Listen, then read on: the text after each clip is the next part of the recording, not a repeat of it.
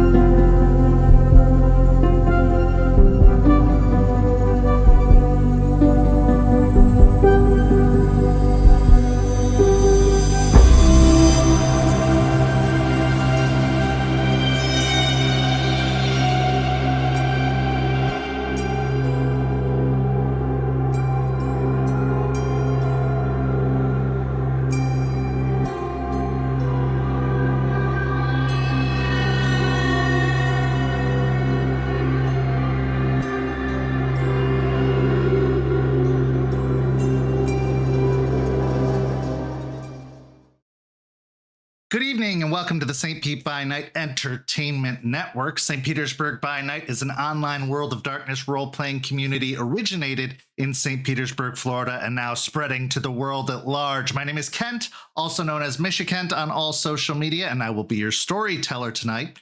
And it's Sunday night, and you know what that means. It's time for Red Tide Rising, our Vampire the Masquerade 5th edition chronicle set in the city of Tampa, Florida, where a young coterie of Anarch kindred, a quickly diminishing coterie of Anarch kindred, attempt to carve out a piece of the city for their very own while combating the threats of the Camarilla and the looming presence of Guru in the area. But before we get to all that, I'd like you to go follow St. Pete by Night on all of the social media you see down below. And if you really like what you see, join the Discord community by following that Discord link where you can join over 150 community members who love the world of darkness and love talking about it. So come join us today. And if you really, really, really like what you see, go sign up for the Ko-fi down below to help support this program, this channel, and this community. We offer all kinds of extras, including behind the scenes content like Rosebud Thorns, sneak peeks to early access to artwork and merch discounts and much, much more. So go sign up for the Ko-fi today. Now, of course, it would take a pretty impressive cast of characters to make this story possible. So let's go ahead and introduce those characters now. Players, go ahead and introduce yourselves, if you please. Howdy, howdy. My name is Ace. And I play Beau Jean Walker, a Toreador. Hi, my name is Scott. I play Jeremiah the Malkavian. And it's no use going back to yesterday because I was a different person then. Howdy, hello, Internet. My name is Echo. Wow, I'm tripping over my words already. My name is Echo. I'm horribly out of practice doing these intros, and I'm going to be playing Finn O'Shea, a Ravnos. All right, you could tell, audience, that nerves are a little high because this is our season finale before we go on a 2-week break. And you may also notice a wonderful new face joining the coterie, but we'll be getting into that shortly. Let's get everybody caught up as to where we are now. Last week, we saw Beau and Jeremiah have a sit down to discuss all of these recent developments with a job for the Giovanni completed, a new addition to the group in the form of Bethany, and much, much more, kind of trying to figure out the path forward, trying to talk about everything that's happened, and maybe some secrets were revealed, but other secrets were kept, and there's just a lot going on. After that, we saw Jeremiah go back home to his haven and had a little bit of a Malkavian mind bend as they had to walk through their mind palace, discovering potential secrets about all of the things they had been thinking about, but they also left some things undiscovered, deciding to allow certain privacies to remain.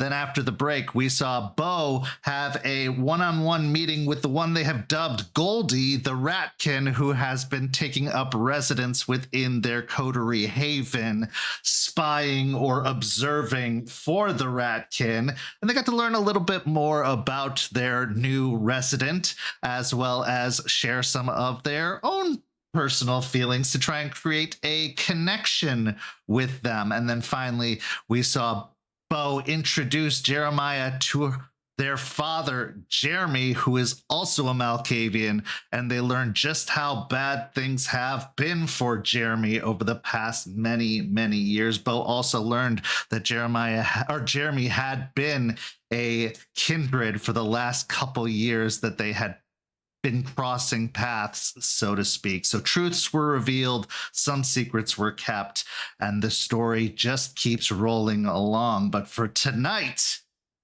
plans have been laid. Are they the best laid plans? That depends. But let's get into our story with our first scene. Finn O'Shea, Anarch, Ravnos, new addition to the coterie. Unfortunately, the coterie doesn't quite know that yet. The Walk and Roll is not an unknown establishment to you, Finn, as you have frequented it many times to receive assignments from Solomon Creed, your mentor and potential father figure savior in some regards. It really depends on how you view it. Kindred relationships are complicated, to say the very least.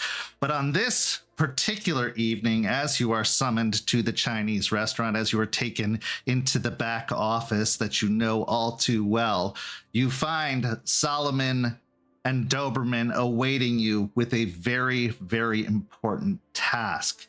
Now, as you are a brand new arrival to the Red Tide Rising audience, why don't you tell us a little bit about yourself and what you're thinking as you go into this meeting with Solomon Creed? Finn is about 5'11", very androgynous build and facial structure. Bright blue dyed hair, was probably freshly done when I died not too long ago. Wearing very street kid crust punk clothes, with fishnets, oversized baggy t-shirt, jeans ripped to shreds and covered in extra belts that don't need to be there. Walking with hands in pockets, lean back, sort of. I've been here, I know where I am, I know I'm safe here, so I walk with a little bit of a swagger in my step, and I'm just thinking how much these jobs have been great, but I feel like I want to learn more, and I feel like he's just been keeping me from learning the deeper things about kindred life that I'm needing to get educated on. So I'm getting a little tired of it. As you walk into the cramped office space, it feels very familiar. Obviously, nothing feels out of place, but there is a strong sensation in the air. I'd like you to roll a wits and insight for me to see if you can get a little bit of advance warning as to what this meeting is about.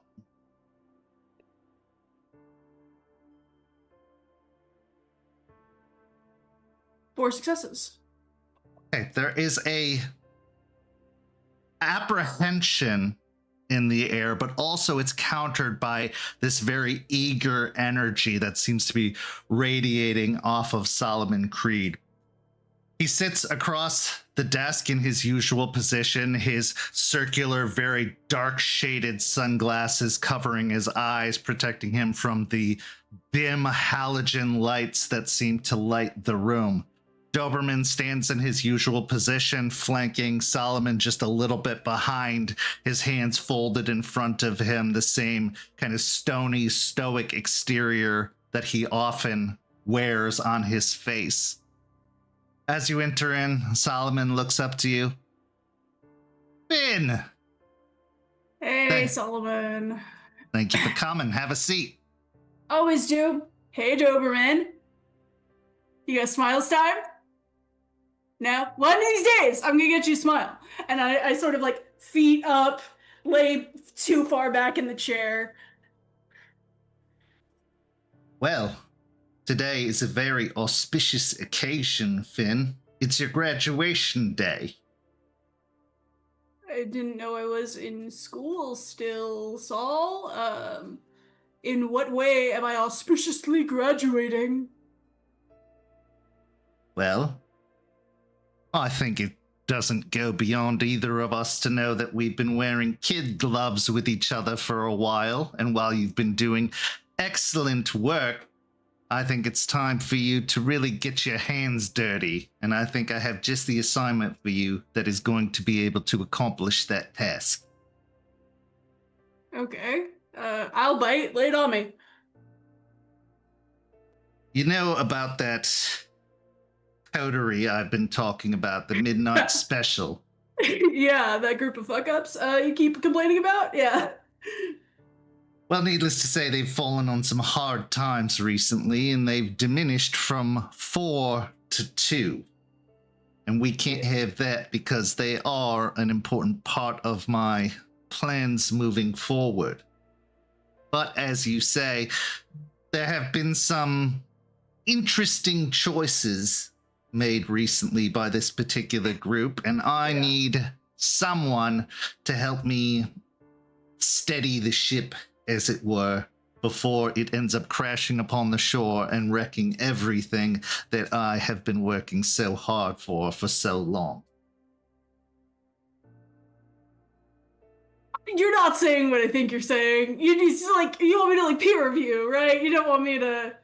I don't need to. No, you are. Oh fuck. Shit. Okay. How long? I mean, just a short stint? Nope. I think this is. Your face is moving, which makes me think you're thinking this is a permanent thing. Nothing is permanent among kindred. Yeah. But I wouldn't be making any plans in the near future for certain. This is very important to me, Finn. I can't stress enough how important it is.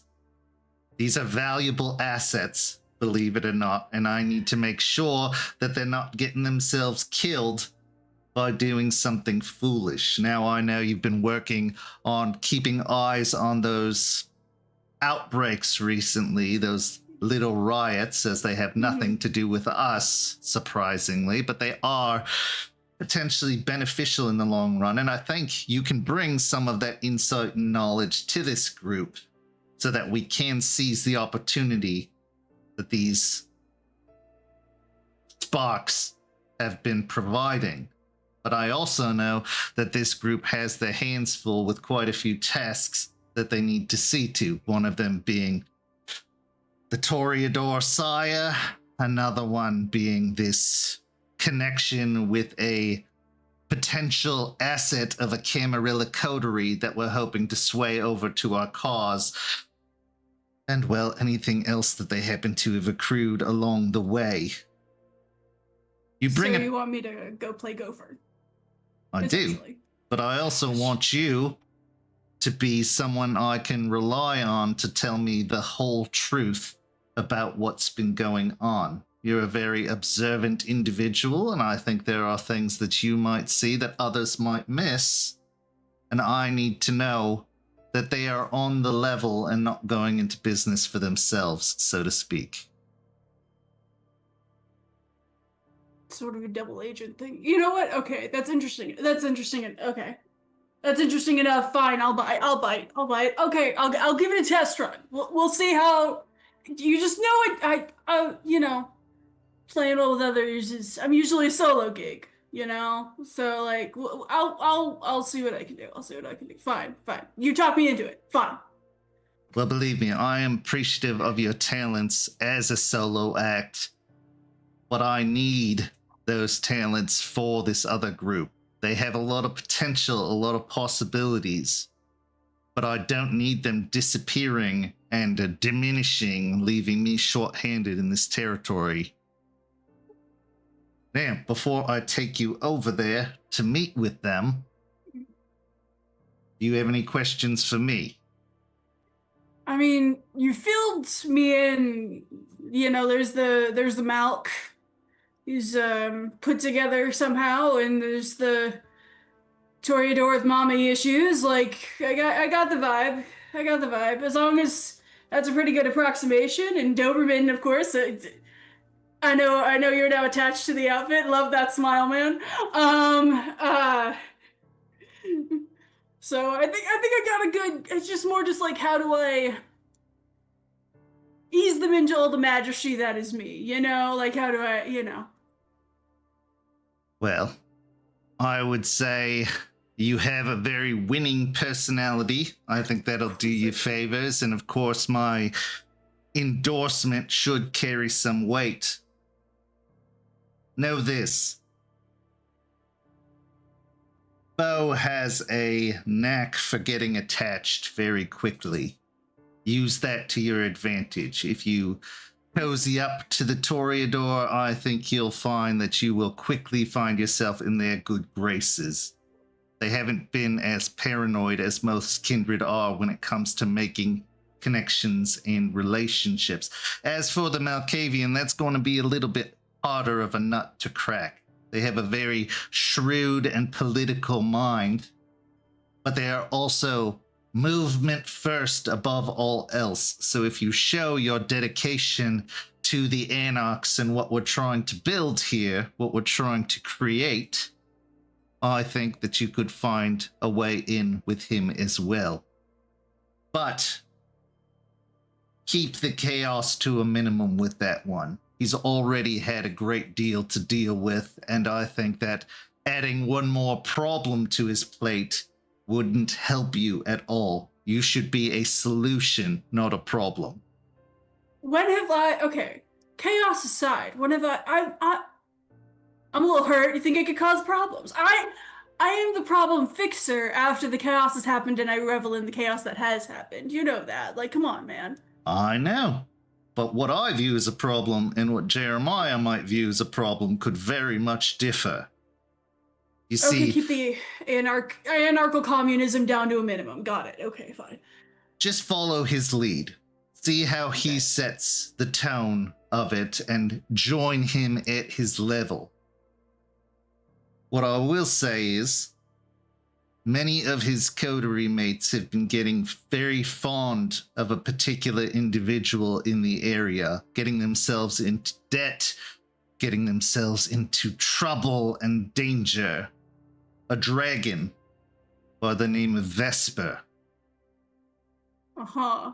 Yeah, sure. Yeah, definitely not getting involved in that. Yeah, cool. Great. I wouldn't, for certain. But I'd keep your eyes on those that do.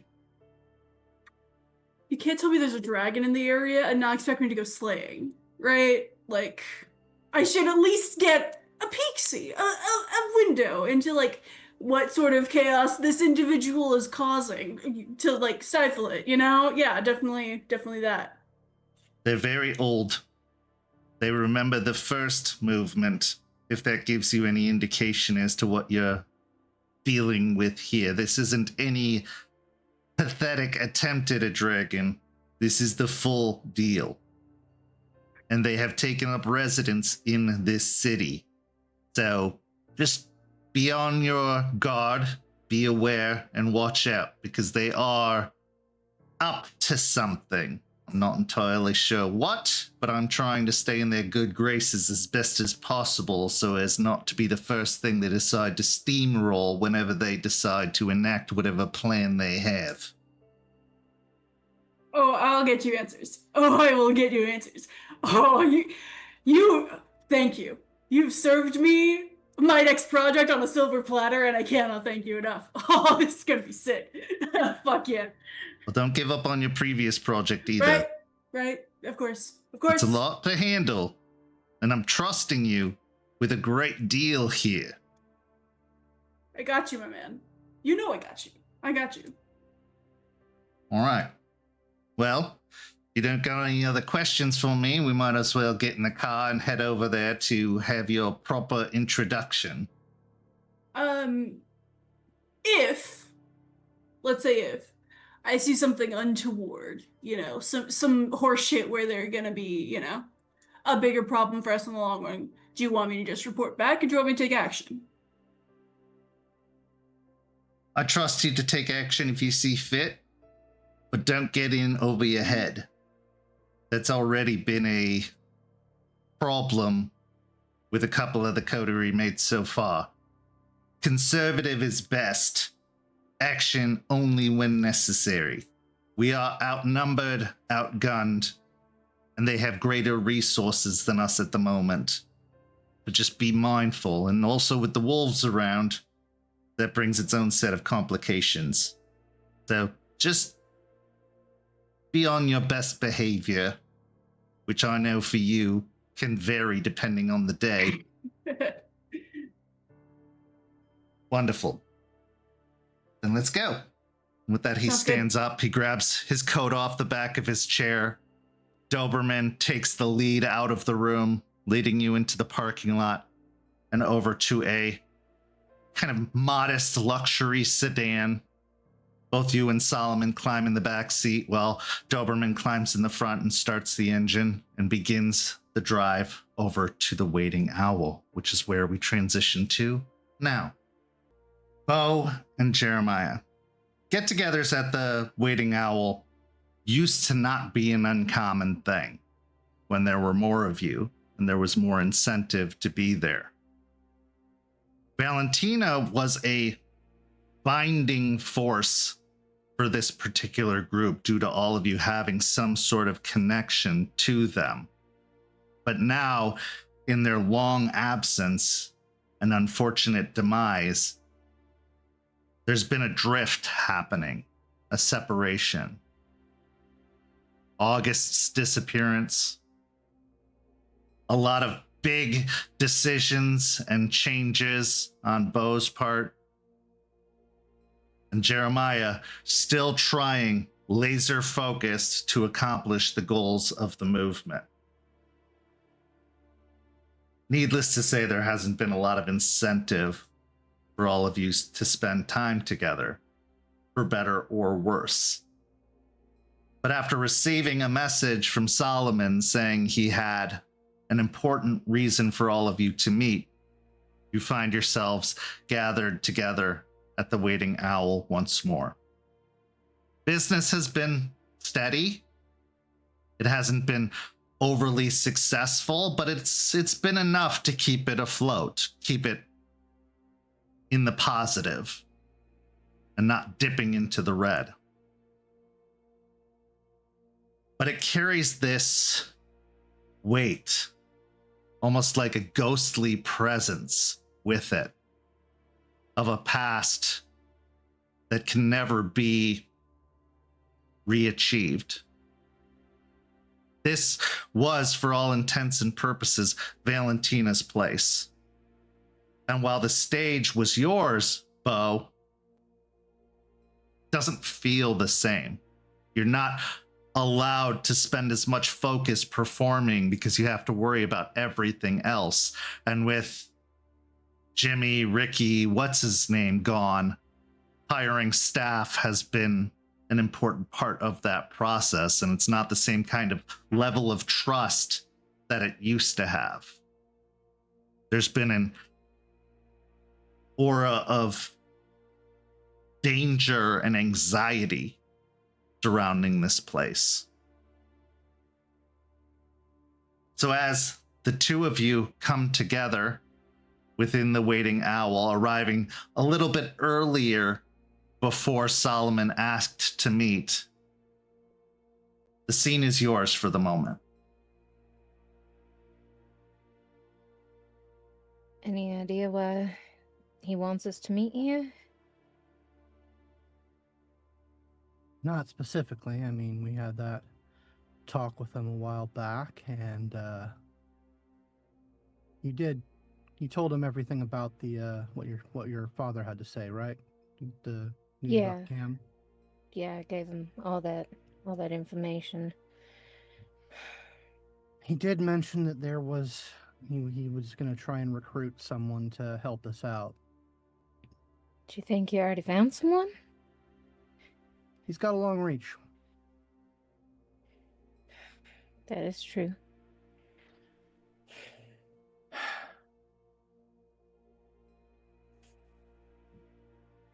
Have you been holding up? About as well as I can in this situation. How's your sister doing?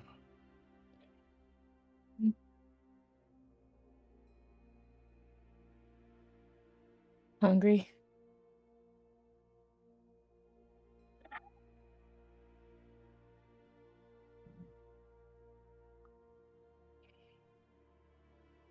That's we all get used to being hungry. That's a level that shouldn't, not this early. No. So she just can't quench any of her hunger? Or No, she can still quench her hunger. It just doesn't go away. well, that's how it is with most of us. I don't go around killing people. Yeah, but even accidental killings will take it completely away. That is troubling, but as long as you keep teaching her how to manage it, how to get used to the kind of baseline that we all have to deal with, hopefully it won't be insurmountable. Keyword being hopefully. Seems like she's listening to me less and less these nights.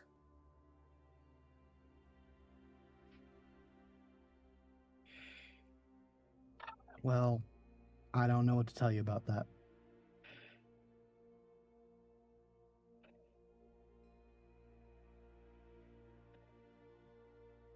I just don't want to lose her.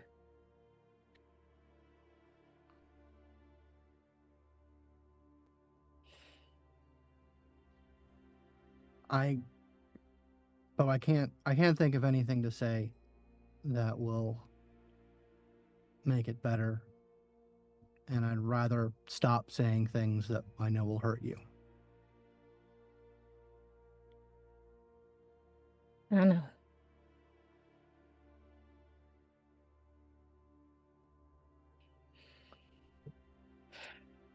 At this point, you hear the door to the upstairs apartment open and close, and Bethany comes walking down the stairs. Hey, sis. Did I miss something? Not quite yet. Solomon's on his way. Not entirely sure why. Do you need me here for this? I'd like you to be if you want to. That's not a yes or no.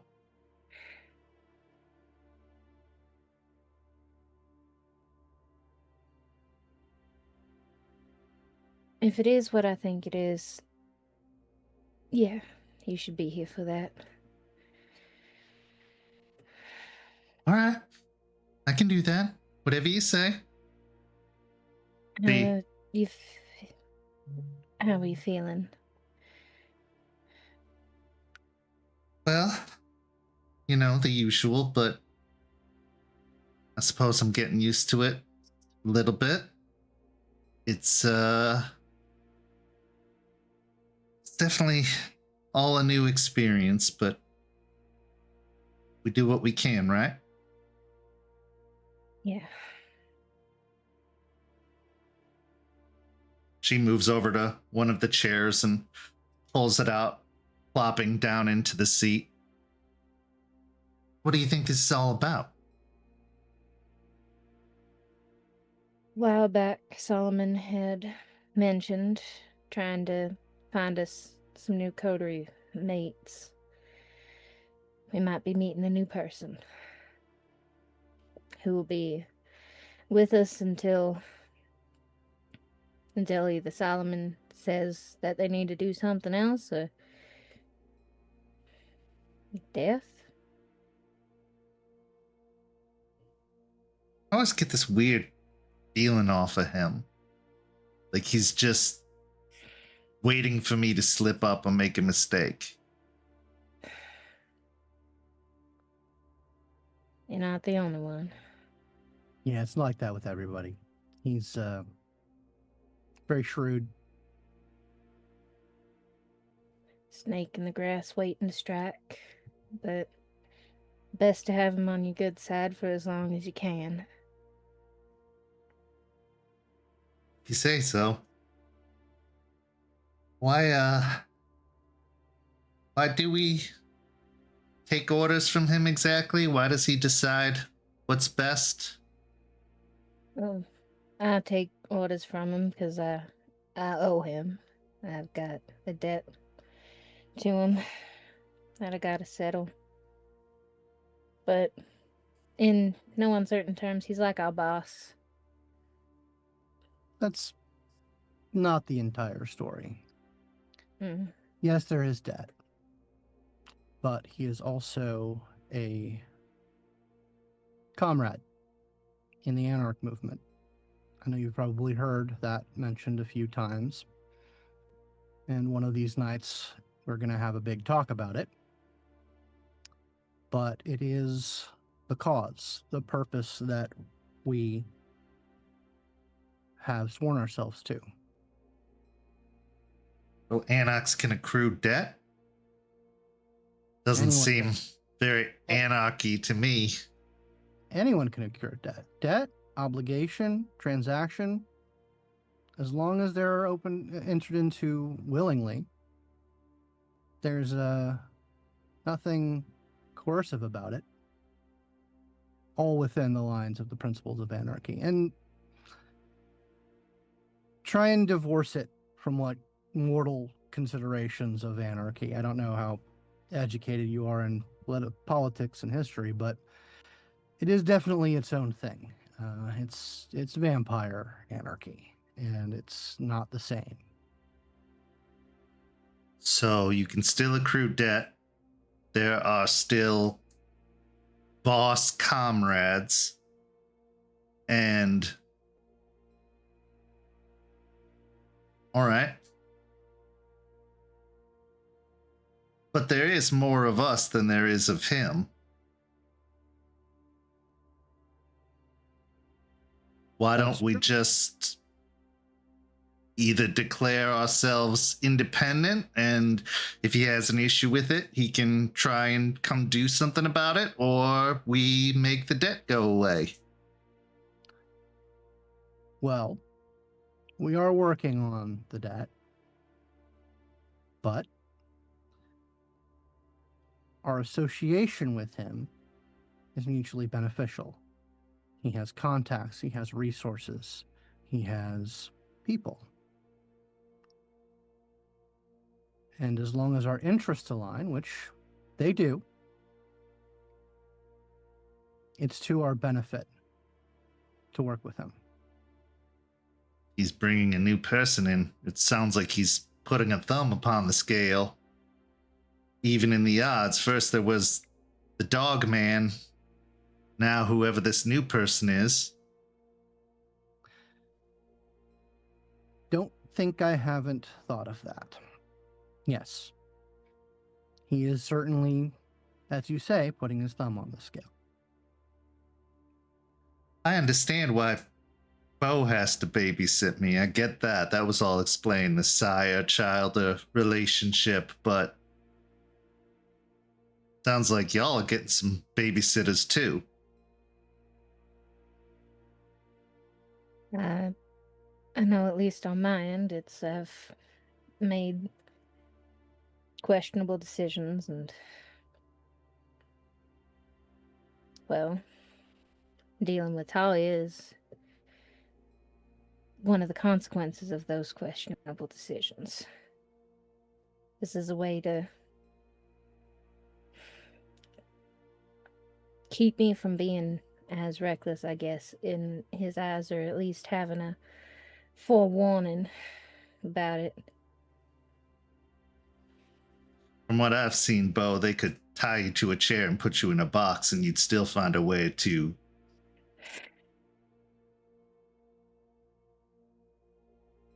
We haven't tried that yet. Don't you dare. No, she's got some good ideas. We need to explore this.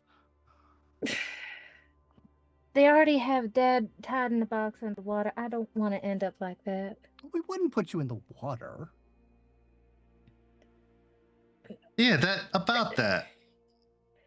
We can breathe underwater? We don't need to breathe. You know, I gotta remind myself of that from time to time still. Yeah, just Yeah. stop. Don't hold your breath. Just stop. Think of it like how your entire life you've been breathing on autopilot, and now you're breathing on manual, so you choose when you breathe. Right. So you can just shut it off when you go underwater. But how do you see? It depends. Some of us, like you and I, have enhanced senses. It's not perfect, but you can see a little bit better. Besides, with his case, I don't think they are concerned with that.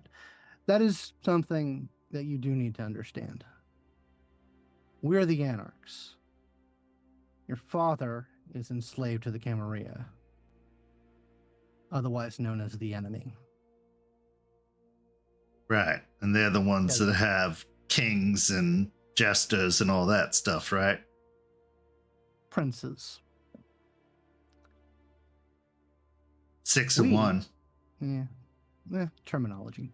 We are not in the habit, as they are, of enslaving anyone. It's one of the big differences between us and them. Isn't Solomon like a duke or something?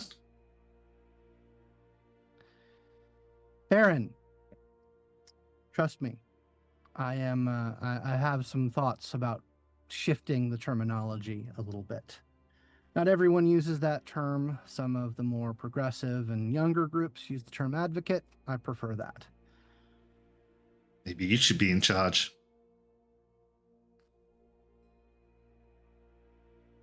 Let's put a pin in that one. All right. Okay, so I think I've got it all figured so far. Can breathe underwater. Don't need to breathe. Can be underwater. Do y'all know you have rats here? Yeah, we've got a rat. Her name is Goldie. Got to talk to her. Pretty sure you got more than one. How do you talk to a rat? So there are people that can shift into animals. But like werewolves? Yeah. Yes. But not just wolves. There's also rats. Goldie was telling me there's gators, there's bats, there's all kinds of people that, or all kinds of animals that can be shifted. Sounds like they get the shit end of the stick then if they're just a rat. I'd rather be a wolf. Well, that's also what Goldie said. But each animal has their own advantages and disadvantages. Rats are small and common, easy to hide and wolves, while they are bigger, you're not necessarily gonna be finding wolves out in like the city or just hanging around a bar. Now, I didn't think we needed to make a point of this, but past actions have proved we have to do. Don't go looking for these types of beings. Don't Who go would into do that? I don't know. That sounds like the stupidest unlife choice I've ever heard. If I've seen the movies correctly, they tear and rend and Yes. bite and don't like Yep. us. That's true, but also I'd prefer it if we did not speak ill of the dead. Oh, they're dead? I'm sorry. I didn't know. I understand. One of the reasons why we don't go out into the woods, why we don't go looking for others. Hazardous Right. to your health. Yeah, I don't want that. I already have enough health problems now as it is, you know, with the ticker not working and the no need to breathe. Doctor's worst nightmare. All right. So why are they here? The rat, I mean. Goldie is a way to keep an eye on us from the wolves. We've got an agreement with them that Jeremiah set up. And this is because of the actions of those folks. This is the repercussions. So another babysitter. Yeah. Though more of like a nanny cam, doesn't directly interfere. Mostly just watches. A spy. Yeah. So I will say the types of things that they're looking out for, which they would report back to the wolves and thus get us on the chopping block from there, is killing, bodies, making messes, fucking with the river and the other environments. Although I don't think that any of us here are planning on doing any waste dumping, but it would get them extremely mad at us if we were to do something along those lines. Okay. So don't kill anybody. No. Mm-mm. I'll try. I understand. But if we trip that wire one too many times, it won't be just you. Well, Beau's been there to stop me the last couple of times in time to make sure I don't do anything rash, and I'm trying to get used to sheep blood. Just doesn't taste right. No. I want you to understand.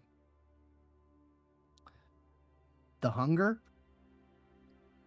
we all walk around with that. It is something that you can get used to.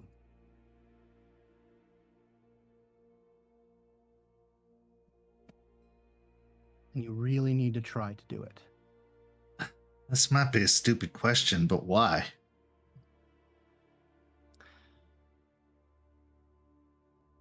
I mean, we're stronger, we're faster, we can live forever. Why not just do what we want? We can be killed. Yeah, the aforementioned pissed off werewolves is one reason. That's fair. That is a fair point. But I mean, if we go outside of this place, it's a big city. There's plenty of places we can go. Let me ask you something. That urge to kill, to drink, to fight, that anger inside. You know what I'm talking about, right? Yeah, I hear it all the time. The more you give in, the more you feed it, We call it the beast. The more you feed the beast, the more it takes of you. The more like it you become. And that's bad. Yeah. It's bad for its own reasons, but eventually you fall down far enough, you give away and lose enough of yourself, then you just go away. And that thing in your chest takes over forever. There's no coming back from it. And I wouldn't be myself anymore. No, No. you would be gone.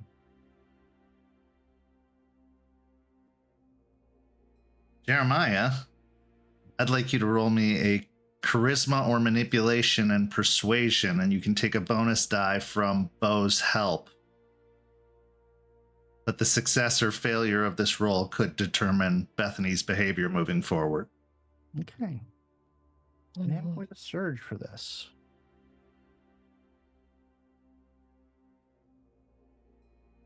Hunger goes up.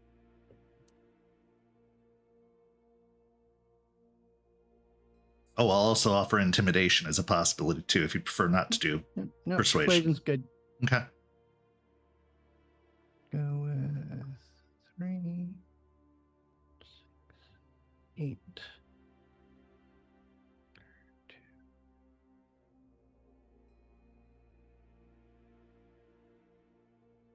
4 successes. Okay, so no listening to the voice, no killing, just take what I need and no more. That's right. I will try my hardest, I promise you. If you let it get too loud, then you can get a little preview of what it's like to lose yourself. We call that frenzy, when it takes over and does what it wants with your body. Remember the night I attacked Uncle Henry? Yeah? That. Okay, I don't want that. No, you don't. Alright. So, for this meeting, am I supposed to do anything, say anything, a curtsy, or... No. Nah. Just keep your eyes and ears open. Learn what you can. For now, save questions for afterwards. I can do that.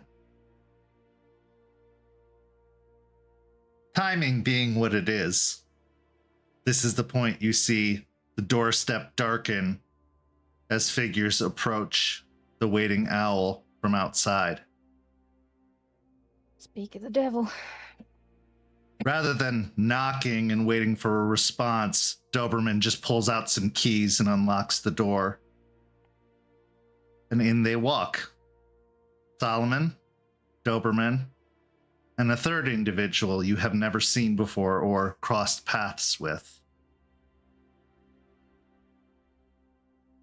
Solomon gives his best winning grin, which is charming in its own right, but slightly serpentine as well. Well, if it isn't the midnight special, good evening to all of you. Welcome, Solomon. Howdy. I come bearing good tidings. I think it's time for a reverse of the fortune this poor coterie has fallen on as of late.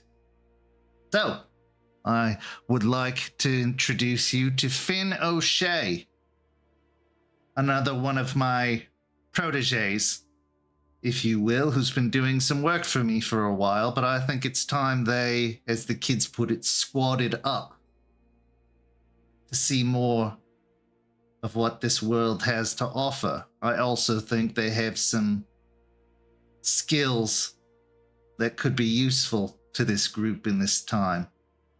But I won't speak for them. Finn, why don't you go ahead and introduce yourself? Howdy, everyone. What a cheery bunch. Jesus. Well, I'm a incel person. I like information. I like spreading it around. I am a little bit of a political activist myself. And I've been sort of looking into the happenings with that shit going on lately.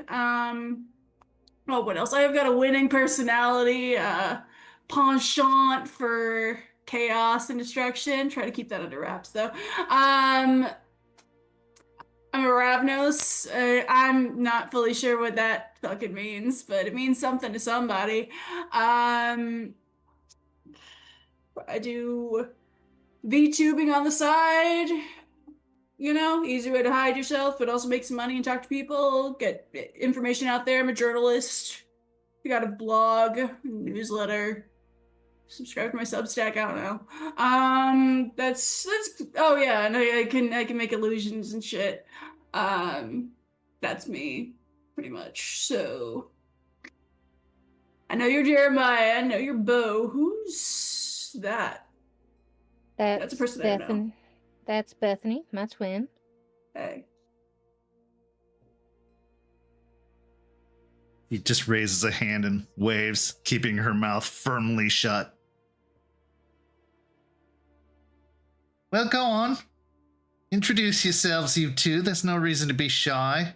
I trust Finn completely with the same amount of faith I put in both of you. And I assure you, they are going to be an asset to what you're trying to do. I would not put someone with you to be a problem, but rather a solution. I know times have been tough with the loss of a couple of our coterie mates, but we must move on. And the best way to do so is to strengthen the numbers. You have Doberman's assistance, and now you have Finn's as well. And I assure you it's going to benefit what you're trying to do. Beau will walk over to Finn, cowboy boots clicking against the floor. Hold out a hand. Beau Jean Walker. Kind of the face of the group. Finn will sort of just like fist bump. It's like, I don't know what this energy is with the hand. Sort of a this. It's just like, nice to meet you, cowboy. Got spurs that jingle, jangle, jingle too. Oh no, no, I left my spurs at, where did I leave them? Up your ass? You got jokes. Hey, fuck yeah, hell yeah. I'll take it. Jeremiah's been trying to keep a neutral face, but he cannot help but the grin getting on his face. He says, Jeremiah Lockwood, strategist, political activist myself as well. Please don't say Republican. Please don't say Republican. I enter with they, them, and you think I'm a Republican? Fair enough. I'm more green working people's party myself. Oh, yeah. But I don't think that's enough action personally, but I get it. It's a start. Any more extreme shit personally, but well, there is the Masquerade to consider. So, let's get down to business then. I know you've lot have been very busy over the past few weeks. And well, some things have taken a turn for the worse. I'm hoping there's some things that are taking a turn for the better. So why don't you go ahead and fill me in as well as Finn here so that we can figure out how to best assist moving forward. Beau told me a bit about a recent guest from the cam that came by. Yeah. It's some very useful intel we received there and plotted out some courses for me, but what are we working on presently? Before we get started on that, I actually have a notion. little bit of a trial run, see how your mind works, Finn. Okay. One of our difficulties has been some sort of leak in our information. Our enemies and rivals seem to know more than they should. I've tried to track it down myself, haven't been able to get a eye on it with the site or any more mundane looking into. One of the things that our guest informed us that a Toreador and a La Sombra are responsible for it, at least as far as he's concerned, he knows. We have some suspicions that that's Talia and a La Sombra by the name of Athame may be behind it. Okay. So, what do you think? What are your thoughts? How would you go about tracking it down? You got cameras in here? No. Why the fuck do you not have cameras in here? Is this your You you spend time here? Is this your? We have security systems. We don't have cameras in places where we do business. That's the dumbest thing I've ever heard. No, that's number one. You put up cameras and then you make sure you can go in and delete that shit if you need to. How are you gonna know who's coming in and out? How are you gonna know who's stepping where they shouldn't be stepping? Yeah, that'd be number one. I will fucking buy you a camera. I fucking go on Amazon right now. I can get you like 20 cameras. Like, this place should be covered. This place should be locked down. Have you just been? Is that why Doberman's been so grumpy? Like he's never smiled, but you know, like. Fair enough. We also didn't originally set up this space. There is a security system. Part of the problem they're encountering, Finn, is the Camarilla have a very talented hacker, specifically in security systems, that could be problematic. And most security systems now are network-based, not locally based. You have to go pretty old school to find internal security systems these days. Until you set up VPNs on every server and make sure you have a personalized server to your location. I'm guessing none of you have that. A VP what? Ow.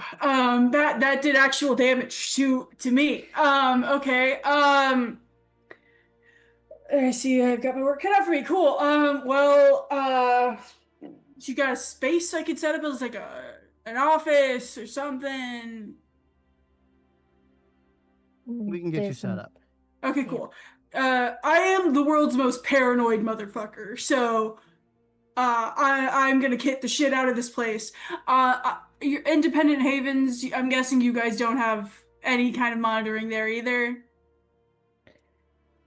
Well, I can speak for Beau and say they're very well taken care of, as they have been staying under my roof for quite some time. Not as much lately, though, ever since they expanded. Okay.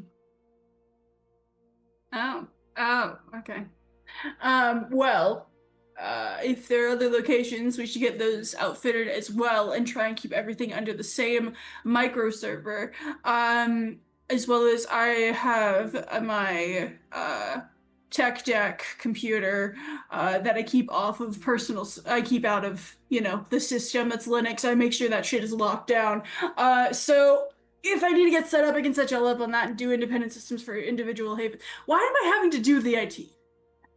Is that, I mean, I know I'm just gophering, but I didn't think I'd be doing IT on top of that.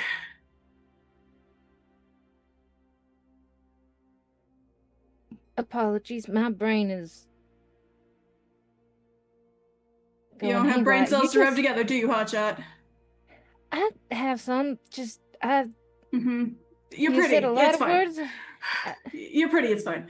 Okay. Now, I can work on that first. I can follow what you've been saying. I'm not a Luddite, but I will point out that as useful as all of that can be, as Solomon mentioned, the CAM has their own assets, and then there's a Second Inquisition to be worried about. Yeah, a lot of them are run by Republican fuckheads who I already want to deal with, so they can bring it as far as I'm concerned. But having your own personalized security system should not. I mean, preppers exist, and that's on their side of the fence anyway. So, a few purchases here and there, especially under independent, accounts that I keep separate and, put in separate orders, no one's gonna be able to track shit. I hope so. I would hate to introduce more vulnerabilities with the benefits that it brings. Trust me, the paranoia, we got that all fixed.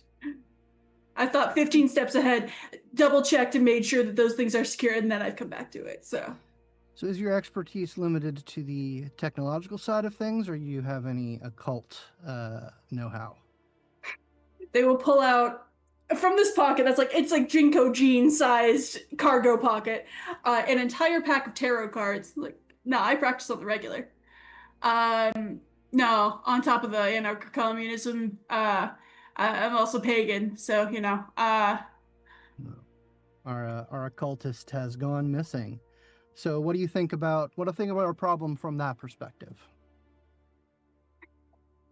From that perspective, I have a burgeoning interest. I will say I'm not as well versed in the magics of the undead as I feel like I should be at this stage, but I can remove record magically that way, as well as I can do a small shower of sparks, just glitter.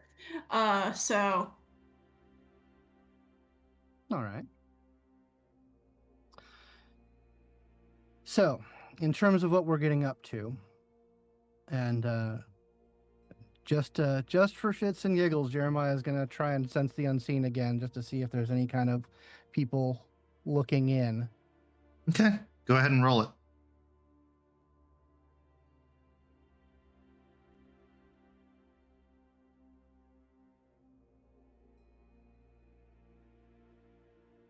Just one success.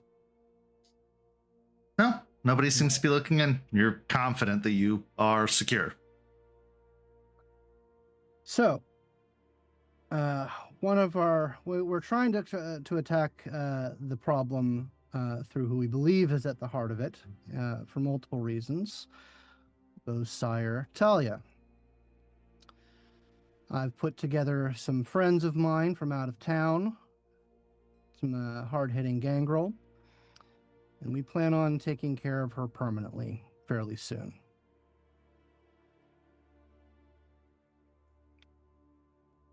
Murder's new to me, but I'm ready to try. You never killed anybody? You have?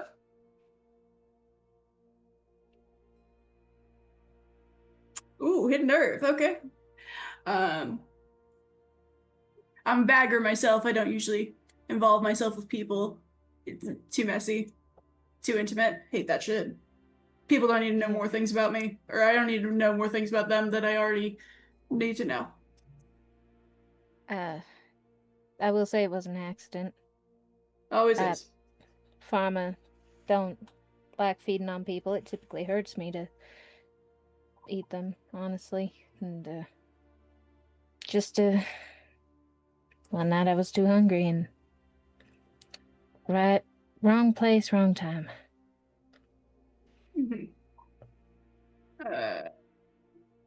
So you were saying?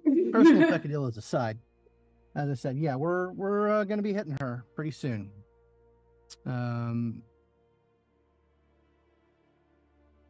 Once we get Skunk and his boys in on the situation, I've got made a deal with Al.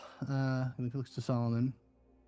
Surveillance will be cut out, and cops should be otherwise occupied. What about Camarilla response? That will come. But if she is indeed the source of our leak, I consider it to be intolerable. It needs to be taken care of, as well as the hold that she still has on Beau. Have you considered how vulnerable this place is? We know they've hit it once already. I think we might want to consider moving base of operations. Yeah. This was Val's place.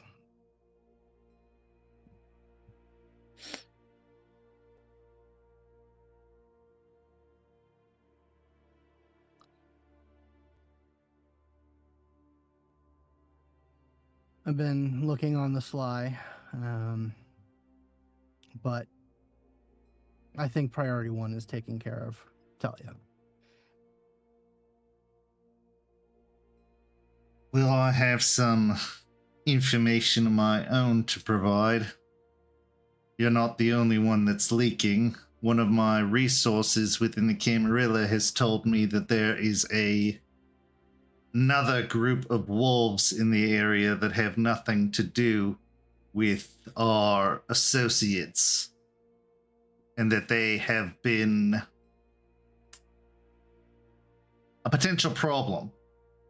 I even heard that the university was hit recently, one of the Cam strongholds in the area. No shit. Skeeter mentioned something along those lines. A group of them that they don't associate with and can cause problems.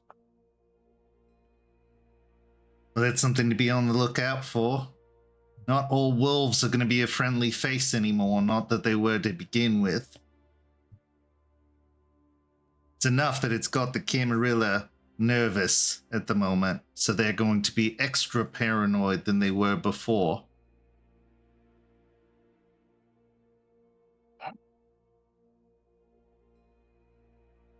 Apparently, it was a research center for countering werewolves at the time.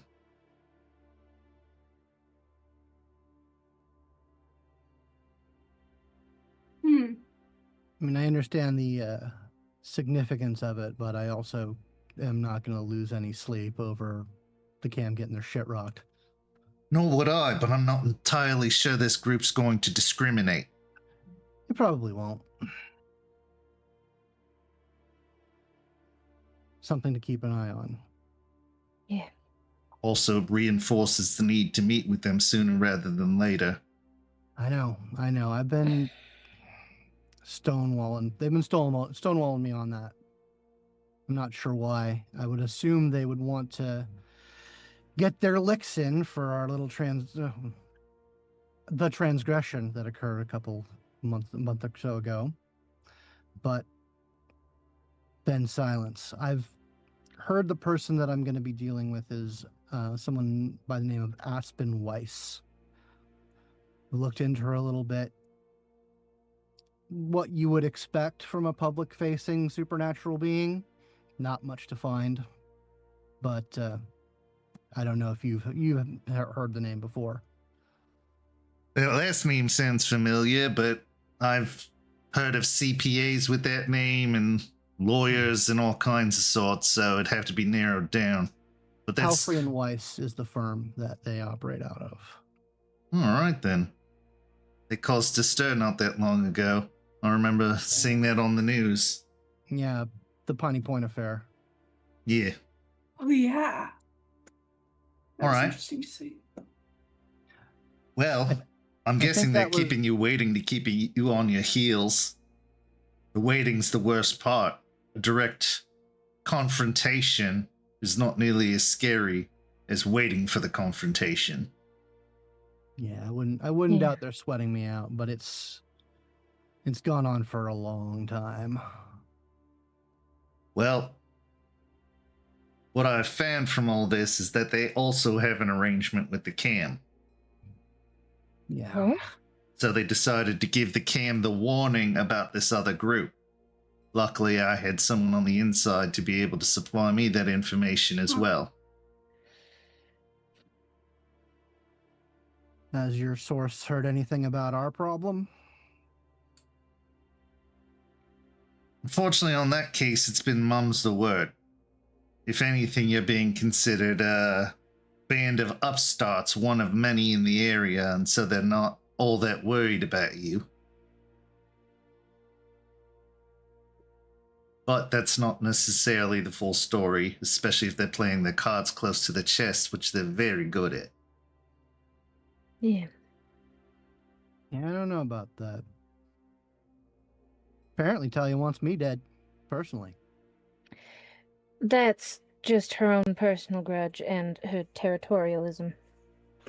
I take it as a compliment. Hell yeah.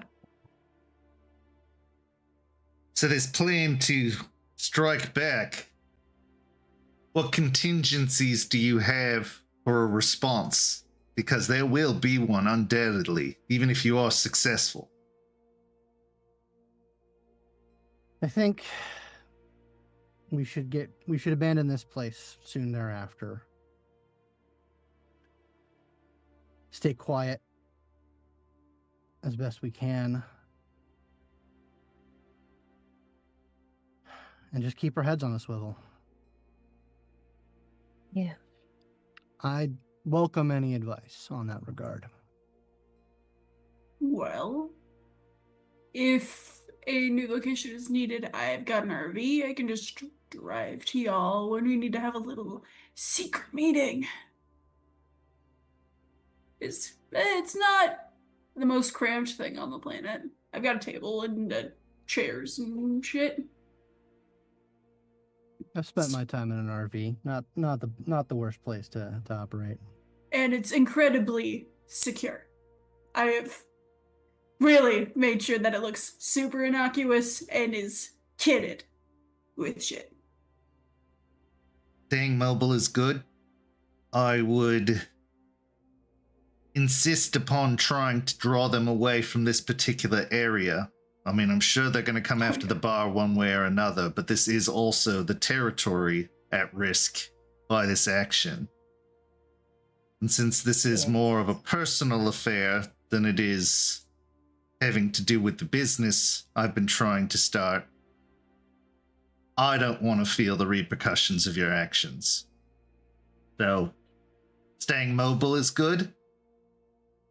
Maybe starting a bit of a paper trail elsewhere is good, so that they focus their eyes. We know that they watch financials and all the likes of that, so giving them a trail to follow that leads away from this place would be good. Potentially purchasing a business that you have no interest in investing in the long term. Maybe getting a lease in an apartment building that you're not going to live in.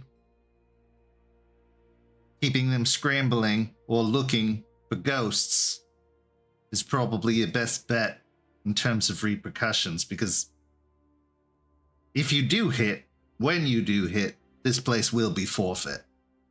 Undoubtedly. Spread your assets out, is what I'm saying.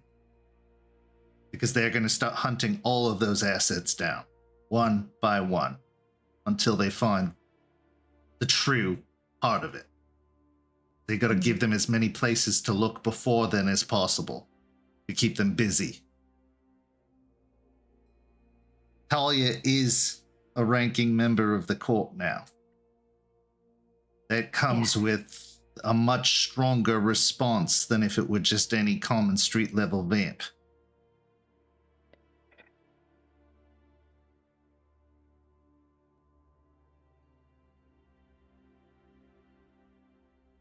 Do you have a bailout plan if things start to go south?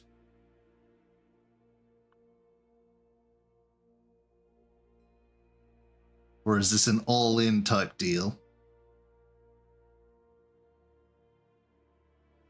I'm all in. I don't have a bailout. Worst case, I'm the sacrifice to make sure everyone else gets out.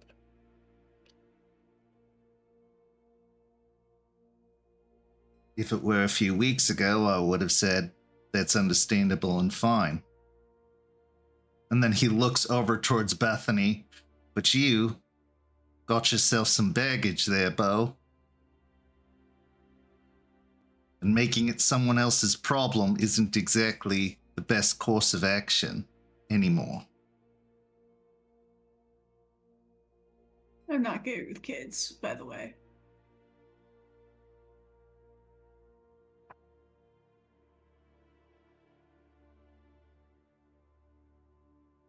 So either you're both all in, or you have to reconsider that idea.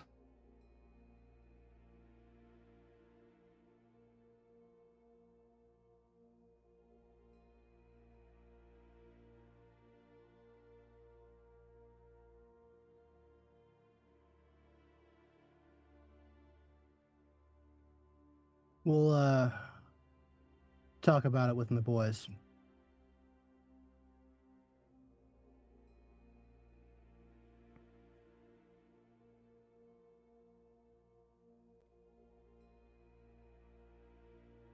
All right. Well, seems like you have a lot to talk about in terms of planning. You have a new companion who has an ability to fill in some of the gaps that were left behind by the others. There's a reason I chose Finn. So trust me, I know what your vulnerabilities are currently. But if I know, who else knows? Let's stop up those vulnerabilities as soon as possible. Right. Yes, sir. Doberman's going to take me back to work, and then he'll be available to your needs. But I would make sure you have as airtight of a plan as possible, because if it starts to go south, it means bad things for all of us. All of us. And I'm not the one with the issues with her, other than being a cam bitch.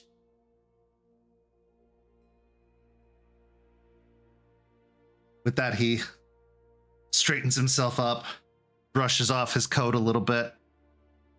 Doberman, come, boy. And he turns to start walking towards the door, and Doberman just rolls his eyes as if it's an ongoing joke between them and just follows after. I'm gonna like get Doberman's eye contact with like, you okay, man? You can see that kind of like little glimmer in his eye of like, that asshole. Like, and the two of them depart, leaving Bethany and the three of you in their wake.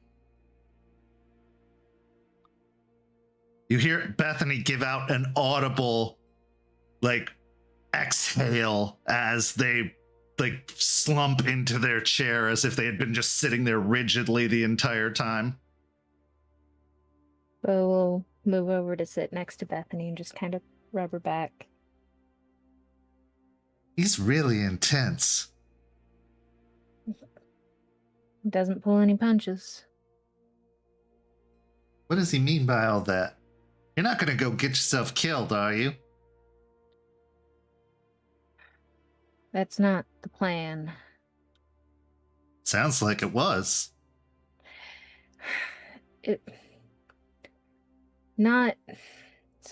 Plan wasn't to die, but if things were getting bad and I needed to get her off everybody else's back,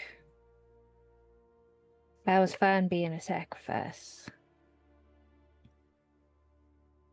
Yeah, but you made me.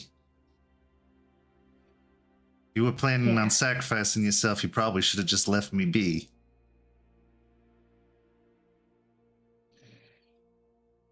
Not wrong, Beau.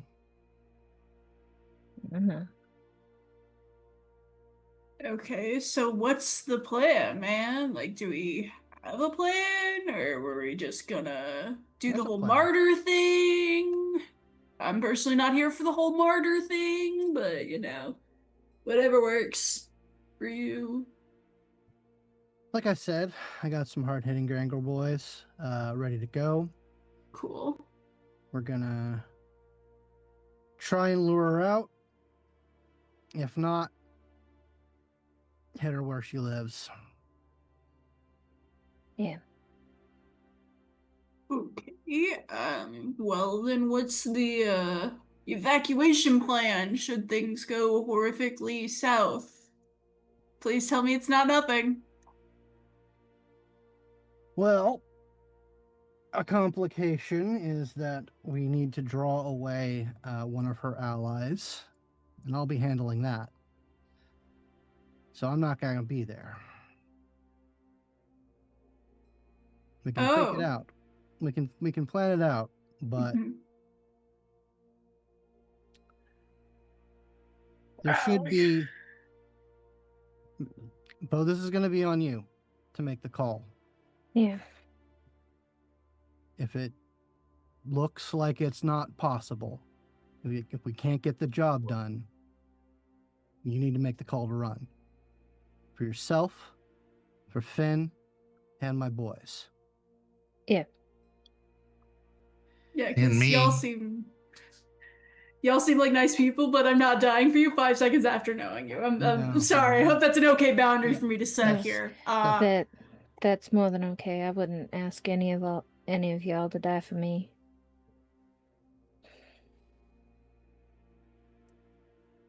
You ever been in or near Davis Islands, Finn? I think I've paddled out that far and then I paddleboard recreation, so I think I've gotten that far, but I don't think I've ever like looked around. Yeah, Davis Islands is a very fancy neighborhood just south of downtown. So yeah, paddleboarding would make sense, getting out close to that. But Yeah, being in that neighborhood, probably unlikely. not my locale of choice. Well, If we need to run, the water might be our best bet. I mean, we're already coming by. You're coming by the water. Yeah. They're going to be laying in wait around the area. They're perfectly capable of going by sea. So, yeah. But if From what the y'all water. said about the water is true, they can go in it too, right? Yeah. Yeah. But I doubt Talia's going to have a lot in the ways of kindred support. It's probably most if not all are going to be mortals, schools. We're drawing away one of our key kindred allies. So how many are we expecting? Please, there's got to be a number. You guys got to have a number. I don't know. If I had to guesstimate, and this is if she is buying the scales for this, that's at least 4. Maybe. Okay. Skunk had better numbers. We can ask him when we hook up with him. Okay. The last numbers he had, I'll give it to you, was 6 human armed guards, possibly ghouls, hard to tell. They couldn't say for sure. Okay.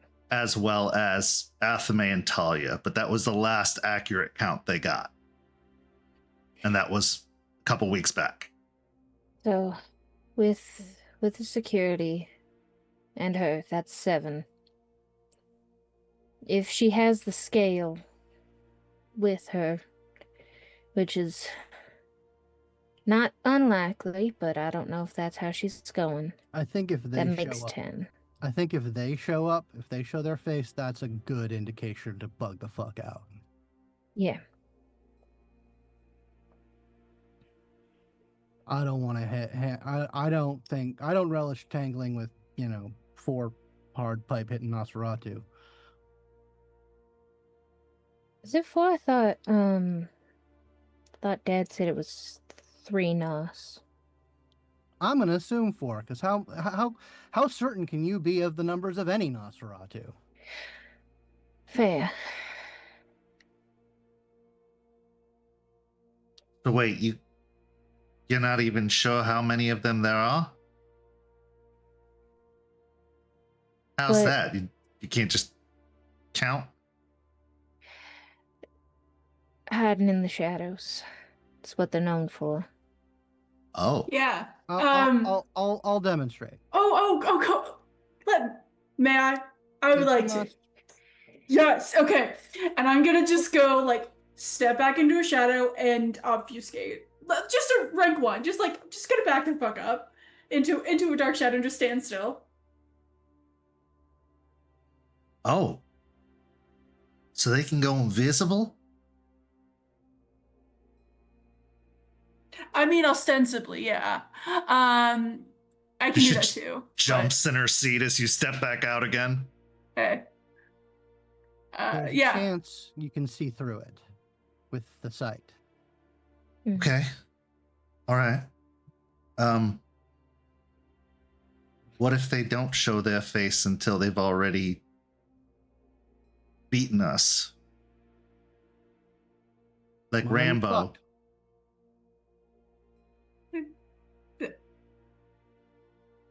We sure we want to do this? I don't want that bitch hanging over me for the rest of my life. Okay. But unlife.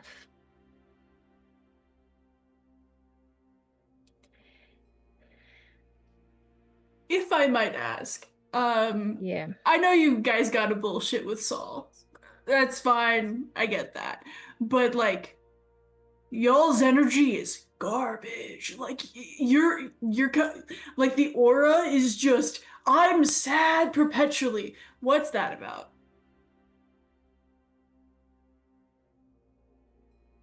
Maybe once I get to know you a little better, you can learn all of that. We're just meeting.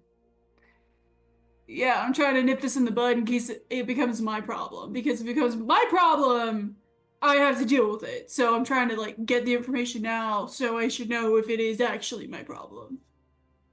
It's not your problem. Cool, great. Let's make sure it stays that way.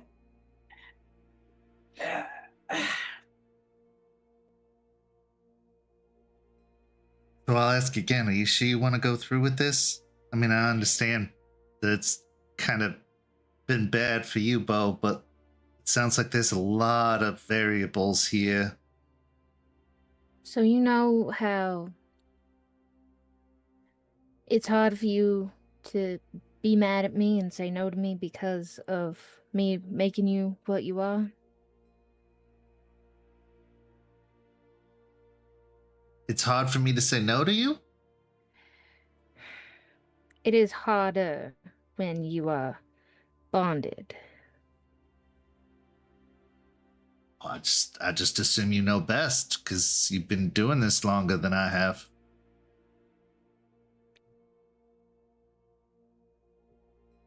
Not entirely.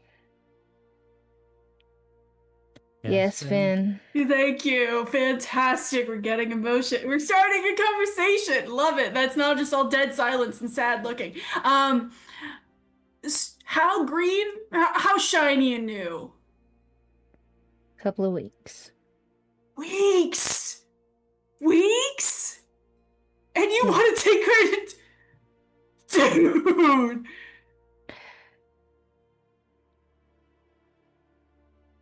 Weeks. I wouldn't. I wouldn't. It depends on how much we think we can trust her. I was also told I'm not allowed to leave the territory without her by Solomon. I mean, I feel like it's more of a guideline scenario, you know? Because, like, endangering the new little babby is not helpful either. It's not usually Saul's MO from what I've seen, but... Jeremiah is going to think, but not say, well, it would certainly solve a problem.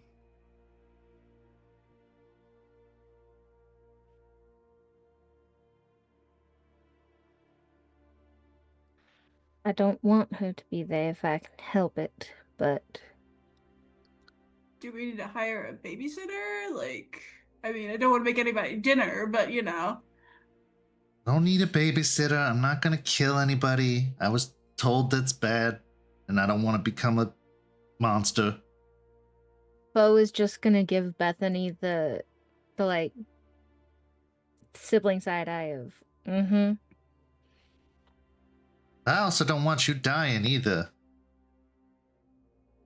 I don't want to go through this life without you, so I'd rather risk dying out there than finding out you died and then whatever comes next after that. I don't want you dying either. I don't want to die either. Hopefully there's only one person dying. That's Talia, but... Probably gonna have to kill those security guards too, I guess. Yeah. The human, a little easier to sway. There are also enemy combatants. They will be doing their level best to kill you and Beau and our friends.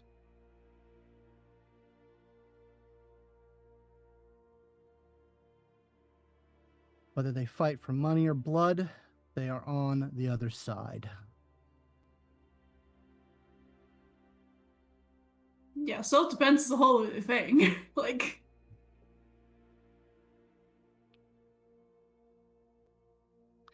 How important is this, Beau? Me, it's really important. Is it important enough to risk everything? Be honest.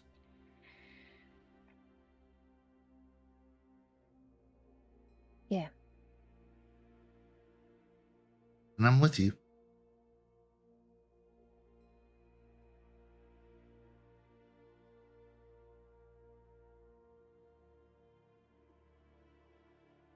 So what is the plan then? Let's have it laid out. Let's have it actually planned, because I think flying by the seat of our pants is going to get us all killed. For certain. Yeah. So, here's how I see it going down. My boys are going to be laying in wait on the island. They've got the place scouted. They are very good at blending in. Finn, we should probably embed them, you with them. You can roll with Gangrel, right? oh, fuck yeah.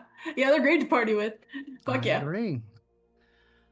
Beau and Bethany are going to go by boat.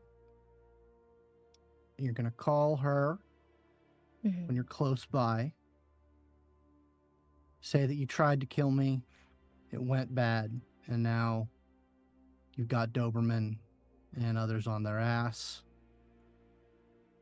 On your ass, try and get her to come to you.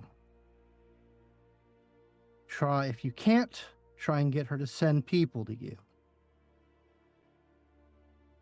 Either she comes out and we hit her there, or we thin out her numbers and we hit her when she's less protected in her house. If ugly motherfuckers pop out of nowhere, that's a good sign to bail. Got it. Is there a way for us to contact each other? I mean, I don't want to leave the Gangrel and our new friend Finn, holding the buck if we have to run. Do we not all own cell phones? Please tell me we all own cell phones. We own cell phones. We own cell phones. Okay, great. Just saying it's something to have a plan for. I mean, do you have Finn's number? Do you have phone numbers for the Gangrel? If they're all hiding, but aren't you going to be gone? I am, but I will give those phone numbers to Beau and Finn. Yeah. And they'll know. I think I can set it up to where if I press a button a certain amount of times, it sends out an SOS, and that can be a signal to leave. Okay. And sounds like you got that covered. What about weapons? What do we got in terms of weapons for fighting?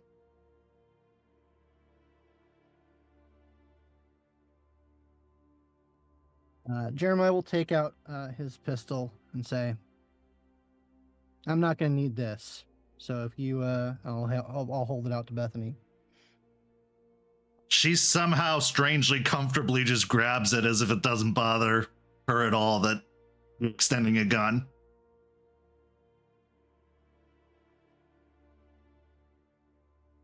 I hope this isn't the only gun. I've got one hidden away that I'll be bringing with me. It's the walk away. Pulls their Glock out of the back of their pants. I'm always strapped. All right. And the Gangrel can take care of themselves. They don't need weapons or anything. They are weapons. Oh, that's new. All right. Okay. So if I'm understanding, we're gonna try and lure Talia out, and if not Talia, as many of her people as possible to lower their defenses, I'm guessing. Yeah. Okay. Sounds reasonable. At least we can try.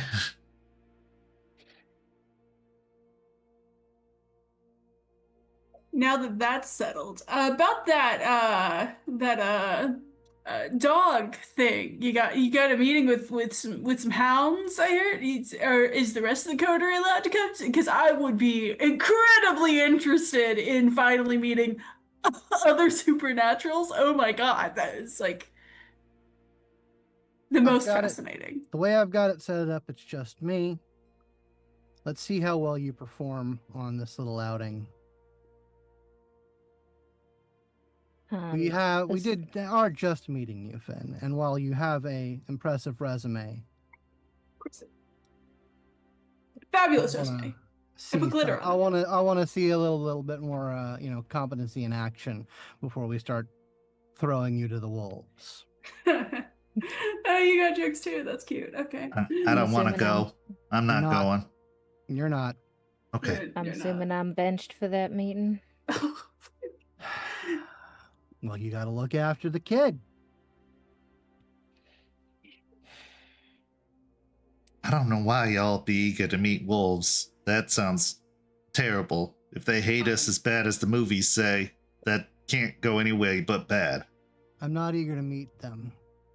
However, I think that was aimed at me, but continue. Also, Beau looks a little eager as well.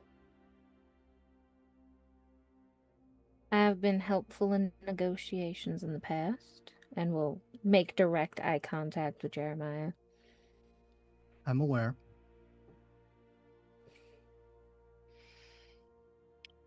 One foot in front of the other. Yeah, when it gets closer to time, we'll work on details. Yeah. But we have a major hurdle to overcome before we have to deal with that.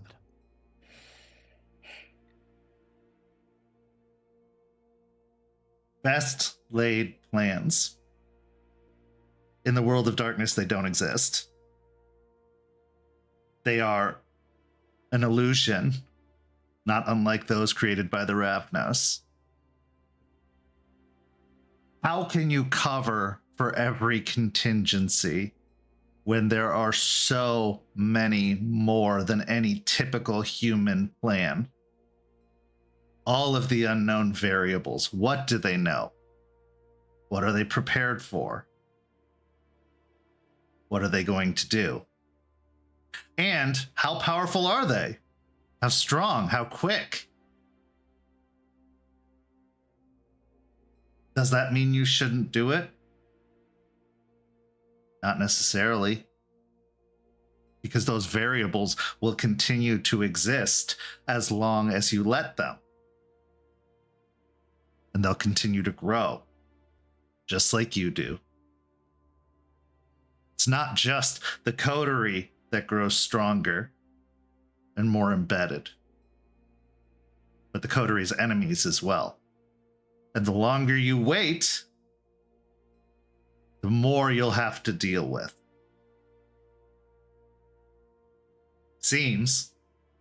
It's quite literally now or never.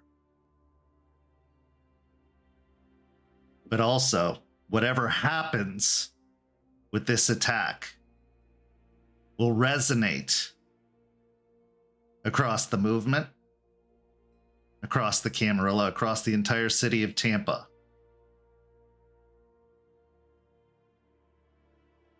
We'll see just how much it resonates when we come back from our break in just a few minutes. We'll see you shortly.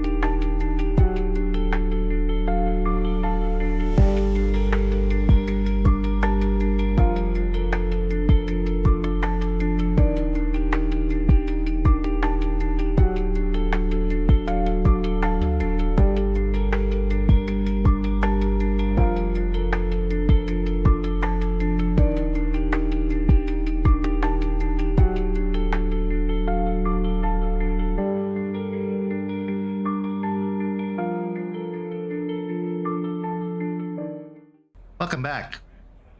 As we return, we find ourselves in the midst of an underground rave.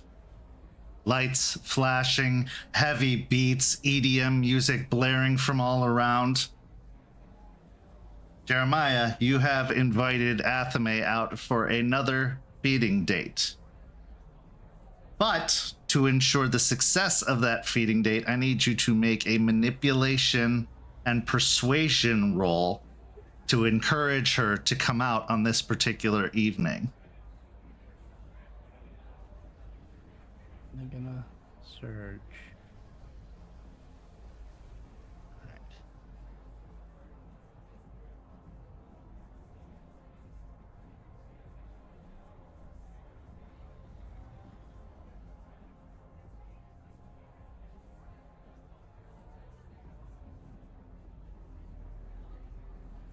Four successes. Okay. She does say that she will come meet you. And so as you've arrived at the rave, a few, probably maybe 20 minutes after you arrive, she does as well. And in the manner in which she arrives, it's very obvious that she has a effect on those around her as she makes her way into the party. Rather than staying hidden, as is often the Lasombra way, she is very much commanding the attention of a good amount of the crowd as eyes look towards her curiously and excitedly. She's wearing a very revealing club attire that looks mostly like it's bondage straps going over the sensitive bits of her body coming together in a coil of straps and clasps and the like. There's even some chains hanging in between the various pieces. She looks like she's more fit for a goth nightclub than a rave. But nobody seems to mind as they look upon her pale skin beneath the crisscrossing black straps, her hair loose and down in long waving rivulets that seem to fall down to her shoulders, almost like a cascading waterfall. You can even see some dye has been done to some of the strands of hair in between, a mix of purples and reds that kind of streak through her hair. As she approaches you, the whole crowd watching, she walks up and kind of curves your jaw into her hand, and you can feel her cold skin as it makes contact with yours, just sends goose flesh going across your skin. So a party tonight, huh? Yeah. You know, playing cards with the rich and powerful. That's one kind of fun. You're not afraid of all these eyes on us? Or maybe that's what you want? Being a little bit of a voyeur? Well, if we feel the need for privacy, I have gotten us a VIP table up on the balcony. Always so efficient. Why tonight? Because I've been thinking about you. About what we talked about last time. And?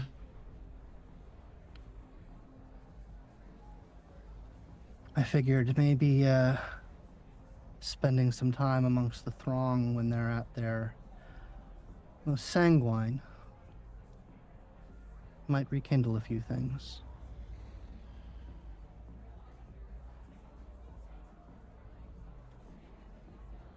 Are you sure you're not trying to cheer me up after my recent loss? Loss?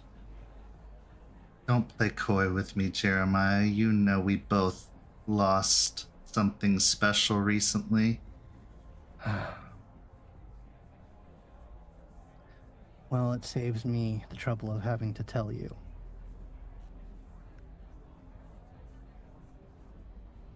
I'm sure you have questions.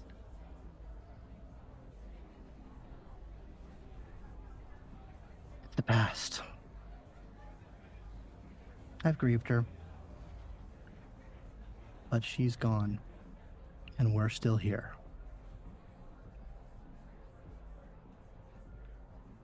Does Jeremiah actually believe that to be true?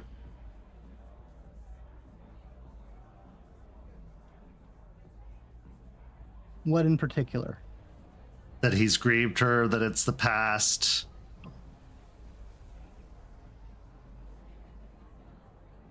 For the most part, yes. The only thing lingering is the balancing of the books. Okay. Give me a manipulation and subterfuge or let's make it a composure and subterfuge just to hide any even small inklings of doubt. While most of it is true, and that's all well and good, the difficulty will be lower because it is primarily true, but there are still those hints, like you said, that there is some outstanding balances here. Just one success. Heh. The past indeed. But I suppose that's what happens when you deal in property.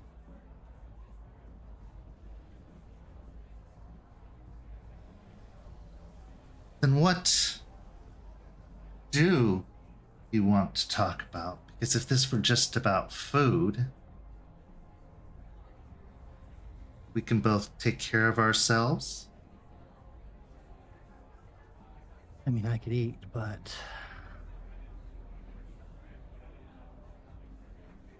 I've been thinking. There's so much about each other that we don't really know. Doesn't that make it more exciting? The secrecy, the unknown. But I've had a thought recently. What if there's a way to maintain the mystique, but know each other in a whole new way?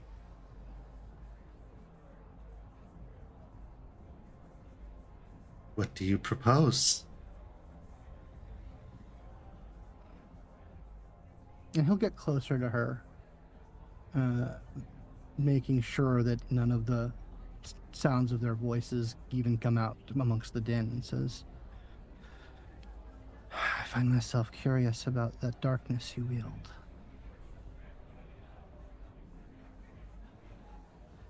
Is that right? And I always wondered what you might look like with an opened third eye. Oh. You want to get really intimate.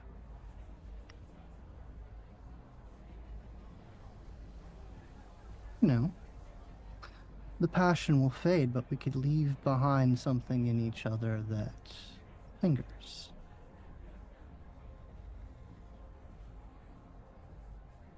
Interesting. This isn't about you wanting to keep tabs on me, is it?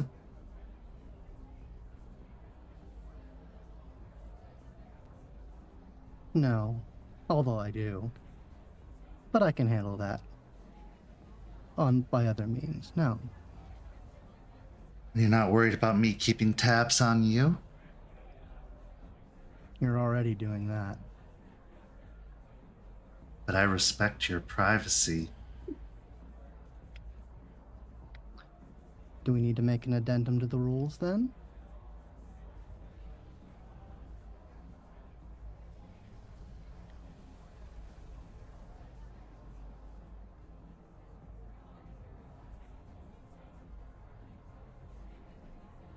So you want to play with shadows, and you're offering me sight beyond sight.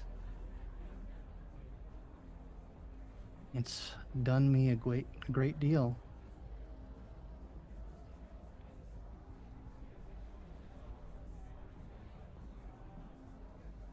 Are you sure it's done as great of a deal as you think? It can be unpredictable. Gifts of the blood are all unpredictable. Then you don't see the danger looming in your midst. I'm not sure I need that kind of sight. Well, you could always be even darker. Hide in the shadows as well as move in them.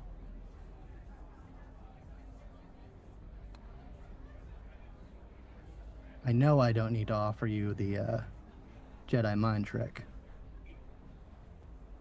Child's play.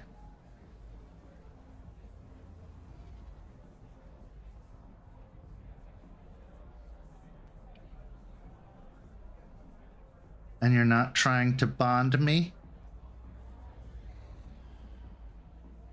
We've covered this. If we agree to do it, always 6 months for the next fight. But it hasn't been 6 months since the last. Here we are. Thus my curiosity as to why tonight.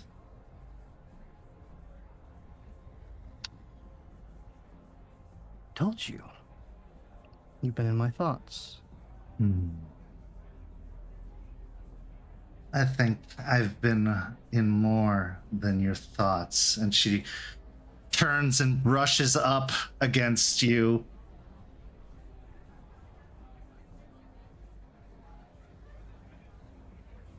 He'll move to match her. He's going to look out through the crowd, maybe up to the tables. Something a bit more refined for her taste, but in the throes of the kind of party favors that happen at this kind of party. Give me a charisma and persuasion for this exchange. Okay.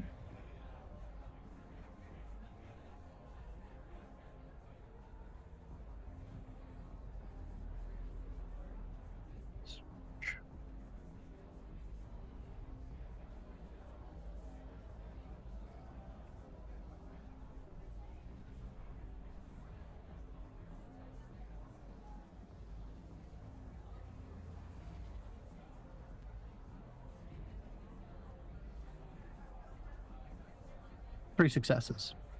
Successes. Okay.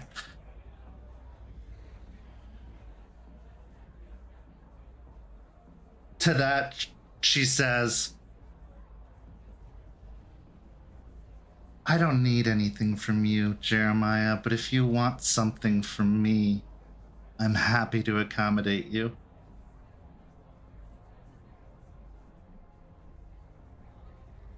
Consider it a freebie for all of the good times we've had.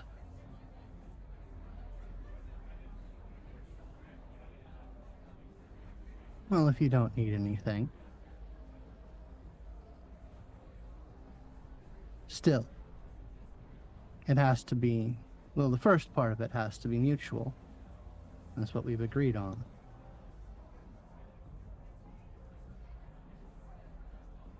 Yes, but I'm just not convinced. I'm not convinced that this is just a sharing activity that we're doing here. You're playing a game.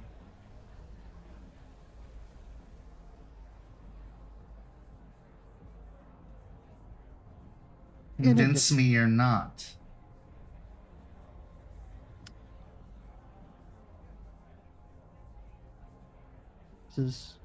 Let's head up to the tables. This is getting a little public. Not the exhibitionist, then. Very well. As the two of you head to the velvet-roped VIP area up on the balcony, we're going to switch gears because meanwhile, out at Davis Island, a plan begins to unfold. You've made your plans. You've informed the Gangrel of your plans. But it is a new night, so I'm going to need a rouse check from both of you. Because while you may have fed, the anxiety of the mission about to take place is likely preventing you from feeding again before it's to happen. Finn is good? Yep. Hunger went up by 1. Are you planning on blushing? Waking and blushing. Hunger went up by 1. Okay. And Finn, are you planning on blushing? I'm not interacting with any humans tonight if I can help it. Or at least none that matter. You can help it. So you have been positioned with the Gangrel, who look like a motorcycle gang of very feral individuals. Many of them, in front of your very eyes, shape changed to beasts of the land, whether it be stray dogs, cats, birds. They've moved out into the neighborhood, taking up positions nearby of the houses. And as advertised, Davis Island is a very fancy neighborhood. To live this close to downtown isn't cheap. And it is somewhat of a private community, although there's nothing stopping individuals from accessing the islands if they so choose. But knowing just how secure this place is, many are dissuaded from doing so unless they're an Uber driver or a delivery person. But Beau, you are coming in by boat with Bethany. You were able to secure a boat with Doberman's aid, and you are sailing up to one of the many docks that host many private boats for many of the residents nearby. What's next? As Beau starts to get closer, they'll call up Talia. The phone rings a couple of times before it's picked up. I don't recall you calling me this much even when we were close. Things went south. I had to run. I'm coming towards the docks, but I can tell you more when we're face to face. But I tried, and I just had to run. Give me a manipulation and subterfuge. And I add and stunning. No, you're on the phone. Melpomene makes it. Oh, so Melpomene. it's Yes. Then yes, you absolutely can.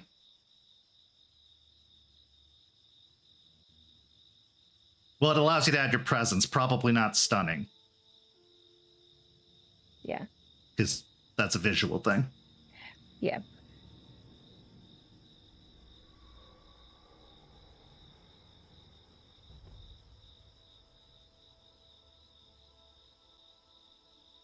Messy critical. Okay. What's the total successes? 6 successes. Okay, but with a messy critical comes a compulsion. Mm-hmm.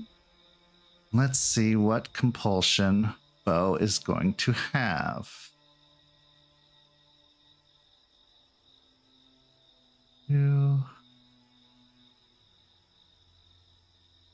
Go ahead and roll a d10 for me.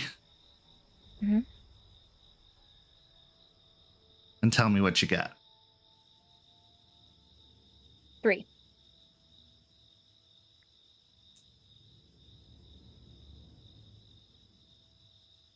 Okay. Beau, you have been struck with the compulsion you probably didn't want to get struck with, hunger. The archetypical compulsion with hunger, the vampire's thoughts inexorably stray towards the rush of sinking their fangs in prey and hot blood washing over their tongue. The vampire will do anything to slake their hunger, whether that means violence, subterfuge, or outright begging. They perform any action not immediately conducive to feeding at a 2 dice penalty to their pools. This compulsion ends when the vampire slakes at least 1 hunger level. Mm-hmm. So as you feel the beast rise up inside of you, Talia says, "All right, where are you?" I'm over by the docks where I've got Beth with me, and we're about to come in.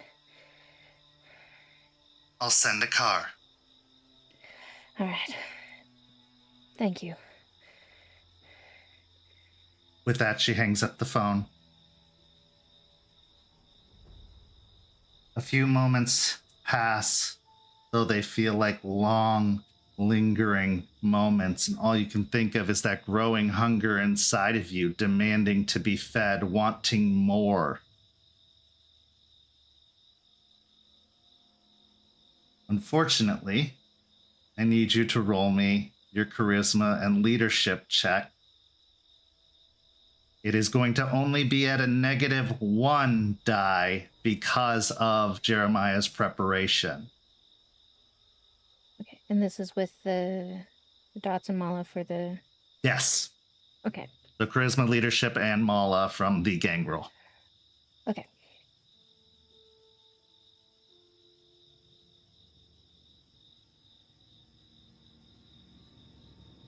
Six successes. Okay. So, as you wait, eventually, a car you know to be one of Talia's many cars pulls up. As far as you can tell, it's not Talia in the car due to the tinted, blacked out windows that most Florida vehicles have, especially if you're a kindred.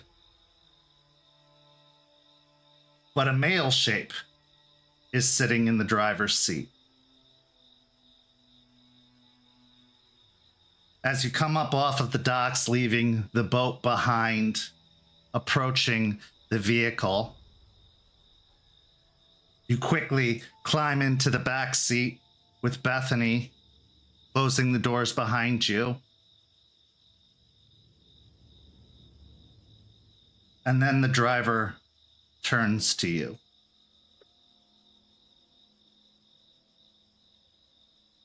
With hair coming down to just below eye level, a goatee framing their lips, with what one might call Johnny Depp good looks, Mark Walker is sitting in the driver's seat.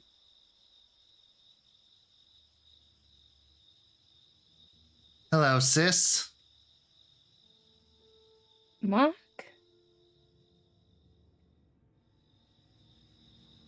Who did you think it was? No. What are you doing here? Serving our master.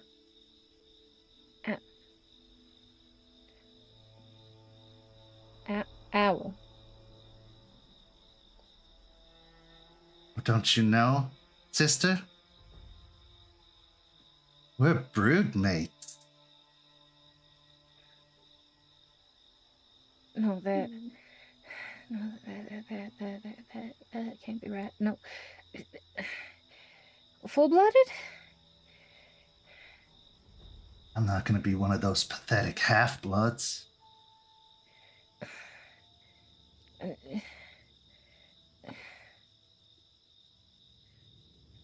You... No. Oh, okay. Can you take us to her, please? I don't know how far away they are. They were on my ass pretty hard. Roll me another manipulation and subterfuge. Since it is not in an attempt to feed, it will be at a -2. And stunning? Yeah.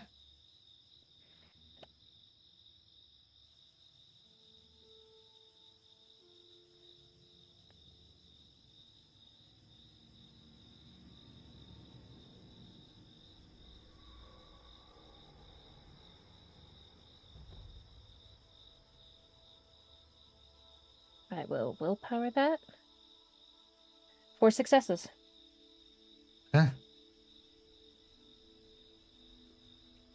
He says, well, we can't have that, can we? No. We can't. Luckily, our sire was prepared for that. And with that, he starts driving the car through the neighborhood. The lights from the street lamps roll by. And Mark sits behind the wheel with this casual air about him, as if he's in no real hurry to go anywhere or do anything. There's something really strange about his behavior, though, because Mark was always diligent individual due to his career. He was a little bit maybe antsy, but he seems so laid back, so unbothered, so confident.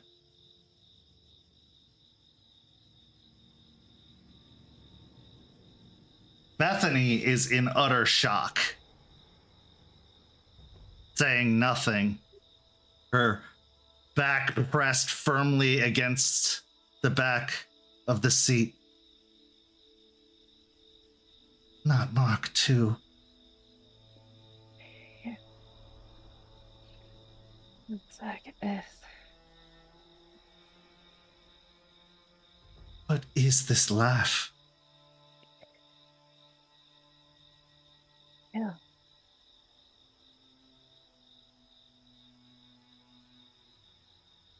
As the car rolls up to the residence, you can see that there are lights on inside of the building.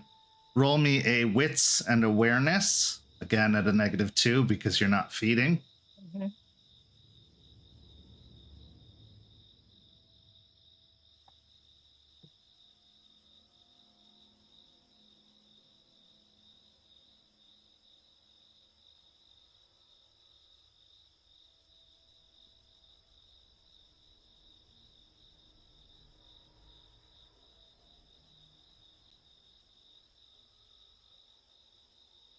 One success.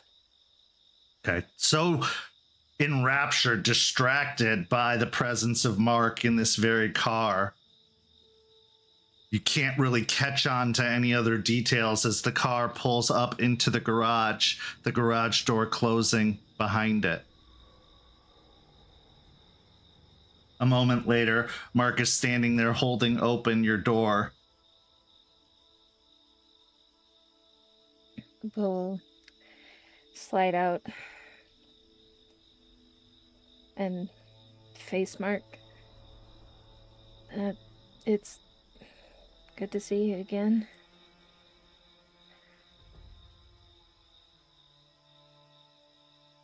Is it? I do wish it were under better circumstances, but it is good to see you. What better circumstances are there, sister, than the dispelling of lies? Please call me your brother. Oh, my mistake. Brother. Yeah. It's You've changed. Yeah. Something I've wanted to do for a long time. This life provides a great deal of opportunities. I'm glad that you've taken advantage of yours. Yeah. I'll be excited to see you.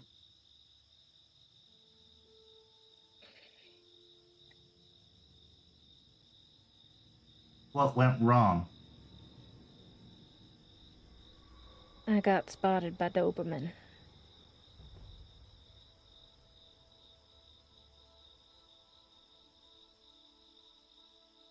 That's too bad.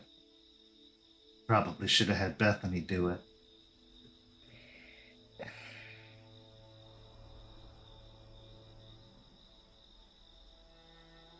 Let's go in.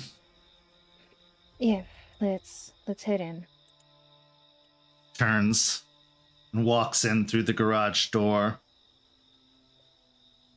into the luxurious 2-story house with wide open rooms. You can see that it is lit on the inside, but there are plenty of shadowy corners being cast throughout the area. He takes you to the room you know far too well, the sitting room, the parlor. And in there, in all her majesty, is Talia. draped on a chaise lounge. She looks to you. Oh my. When I'd heard you'd changed, I didn't know it was for the better. You like what you see? Do you care if I do? You know, I always did. Beau will give a 360 turn, holding their hand out, and once again wearing the ring that Talia had given them oh so long ago.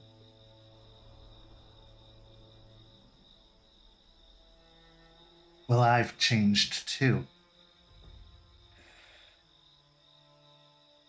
Do you like my new company?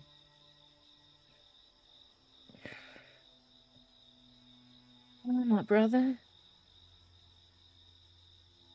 Well, if we're collecting the whole set, we might as well get to it.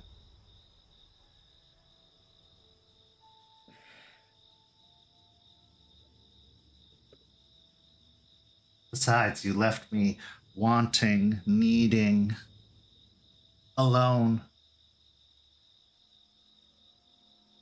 I had to have something to fill the void. Beau will walk up to her and kneel down in front of her. I'm sorry.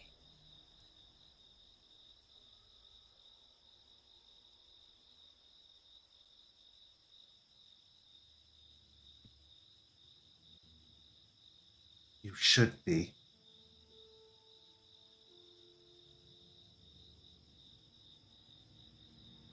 You could have been something, Beau. You could have been great. A pillar of the Camarilla. The childer of a primogen. Do you know what doors that opens for you?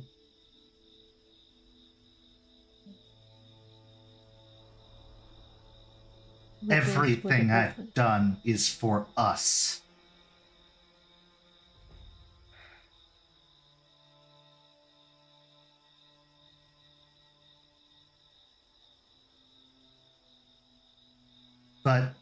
And at this moment, gunshots ring out outside,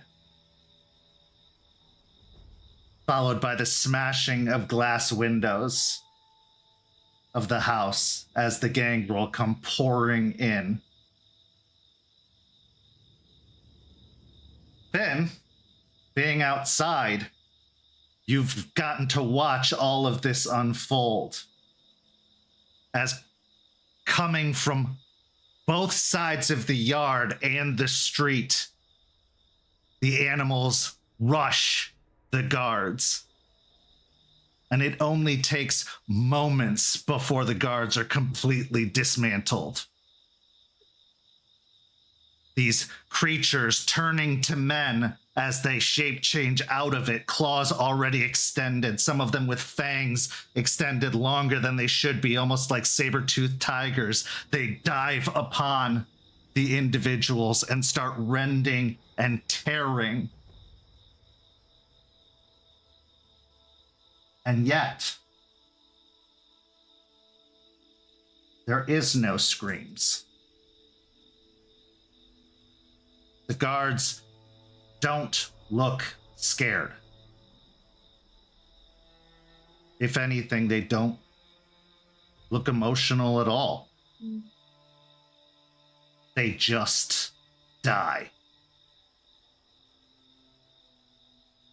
Moments later, the windows shatter on the parlor, and there stands Skunk and Squirrel. And yet, Talia also doesn't look afraid.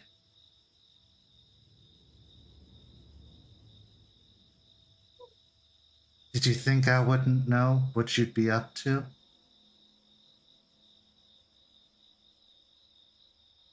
If this is what you want, my child, take it. But you'll have to kill him too. And she points to Mark, who steps up defensively in between Talia and the Gangrel.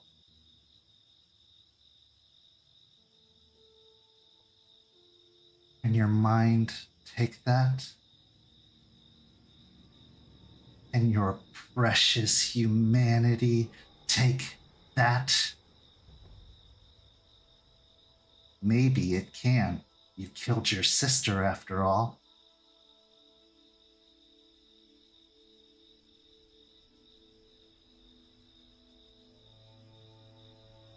So do it. But know this. You'll never be rid of me.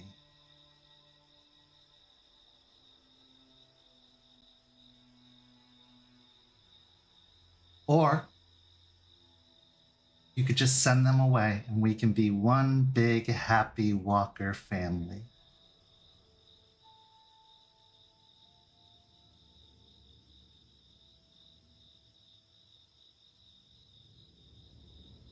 Beau doesn't say anything, but will reach out a hand for Talia's.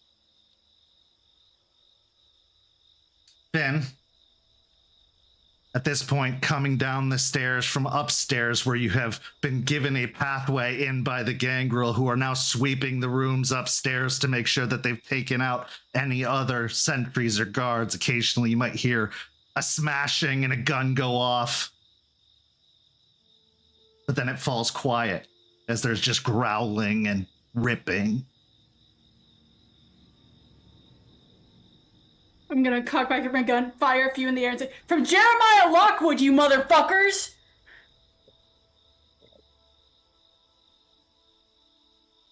As I continue my descent, and just like firing off into the air like I'm trying to hit something, but just to make noise. Because it's too quiet, and I'm having issues with that. To kill him, you would have had to try. Don't worry. We'll kill him for you. And she just gives you her hand. Beau will hold it and climb up to straddle her lap and rest their head in the crook of her neck. You'd really take my last name?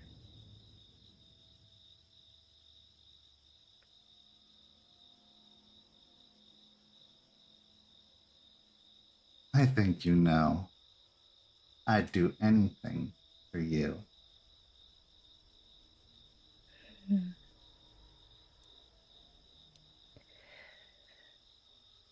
I'm so hungry. Would you let me feed from you?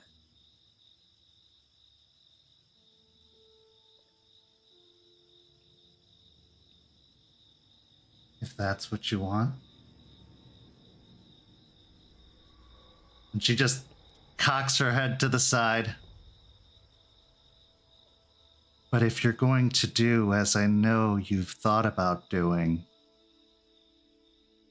I hope your mind is ready. Because I could go for a stroll in that pretty body of yours.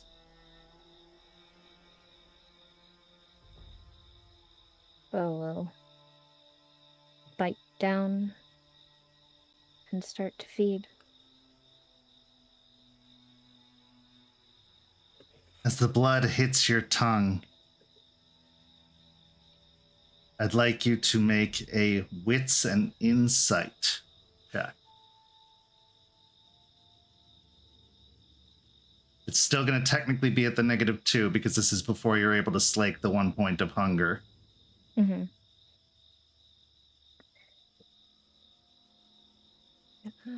Search. Get hungrier.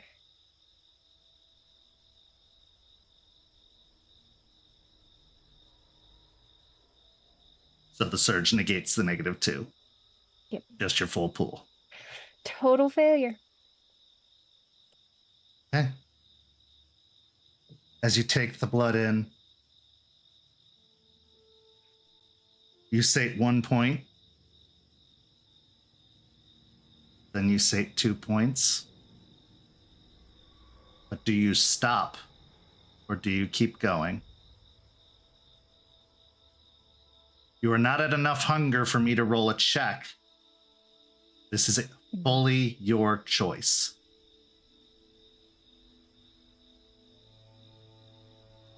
No. Okay. Before you're able to complete the deed, Mark attempts to intervene to break the two of you up.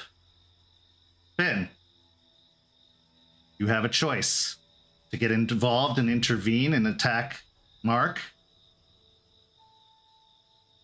or to stay where you are. The Gangrel are just confused at this point, just like, are we done? We've done the thing, and this is going way too well, I guess. I would like to attempt to sort of like, if I can in any way at this point, now that like they're really focused on each other in this group, it seems like no one's paying attention to me at all, despite my shouldn't. So if I can try like slip into the shadows and circle around and then go in for the stab into Mark. So do you have shadow passage? Because that's the one that allows you to move. I do not. Okay, so I if you were don't, to... but it's more just like step into the shadows, cloak of shadows, wait for the heat to be off of me for a moment, and then circle around via stealth. Sure, go ahead and give me a dexterity and stealth, but I'll give you a +1 die from the initial vanishing.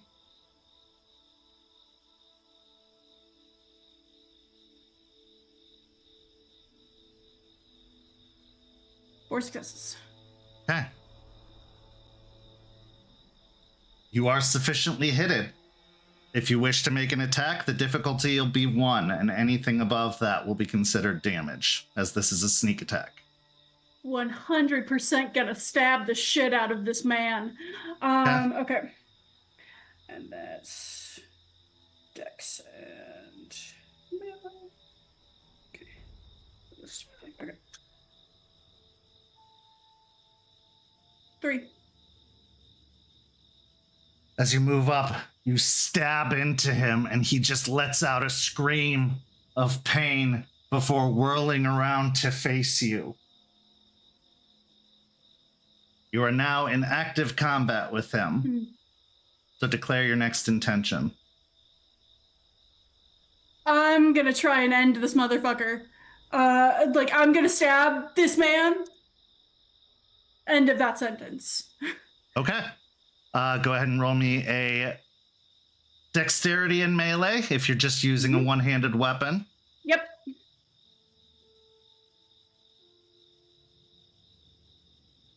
It's 3 again. 3 again. Okay. As you do go to stab again, he quickly sidesteps it. Now not caught flat-footed and completely aware, he's going to turn and lunge at you, baring his fangs, hands extended as if he's trying to tackle you to the ground. Now you can oppose with another dexterity and melee, or dexterity and athletics to try and step away. We'll do the dex and melee. Okay.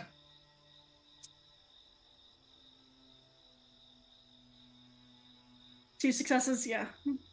2 successes. Okay.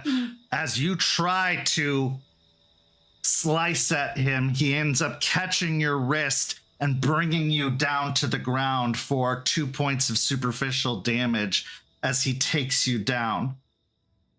He now opens his jaws, extending his fangs, and goes in to bite you. You can make a strength and brawl check or a dexterity and melee, or dexterity and athletics, I should say, because you can't use your weapon right now. Your hand is pinned. I will say if you do try to do a dexterity and athletics, it's going to be at a -1 because you are technically grappled at the moment.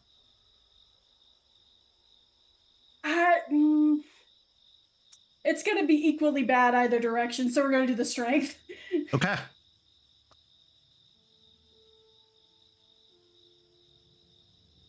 is! 2 of them! Yay! Okay, 2 successes.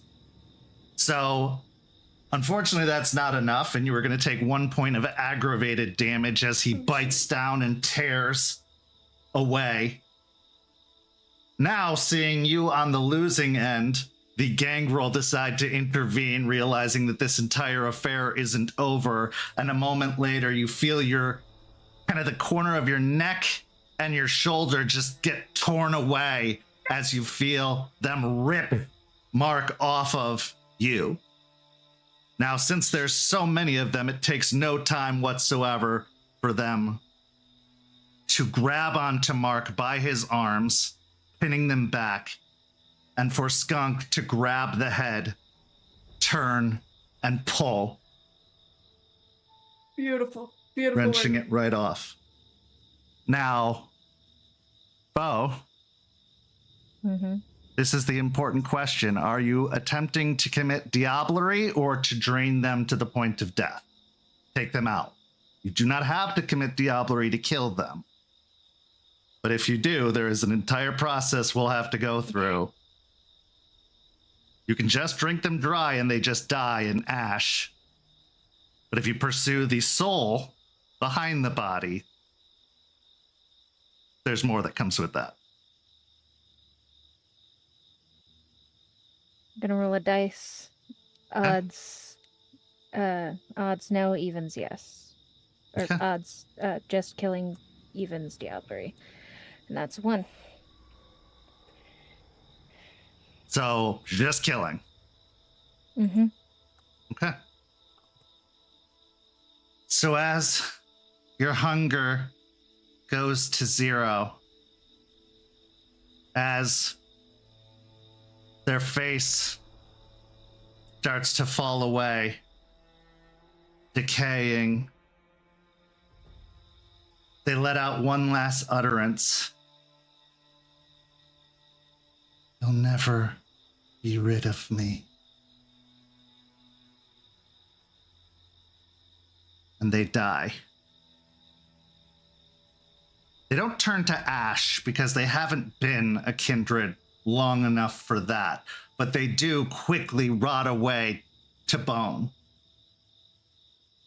Still laid out upon the chaise, still dressed in the same alluring nightgown.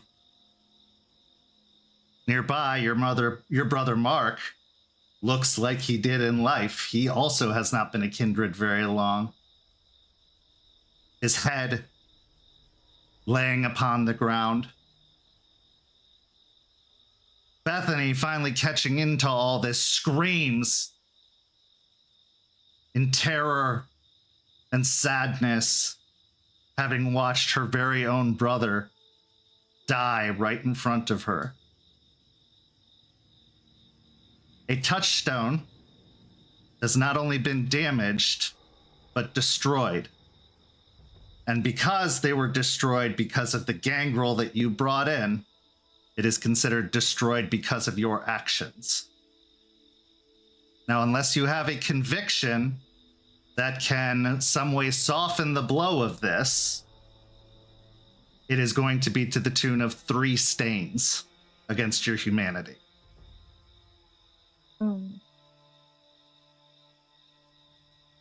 The only one I can see as an argument is the one he represented, which was never give up on what you believe to be important. And Talia being dead was important enough for Beau to do this. Okay. Because he is the conviction in question, I'm going to say that doesn't apply, since that conviction, as well as the touchstone, has been destroyed. So you will have 3 stains against your humanity. That being said, how much humanity did you have? 7. Okay. Technically, that fills up the bar.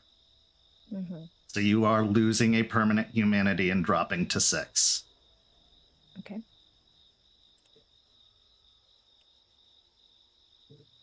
Actually, no, that would just fill up the bar. It wouldn't go over. So you will be able to roll to clear that stain.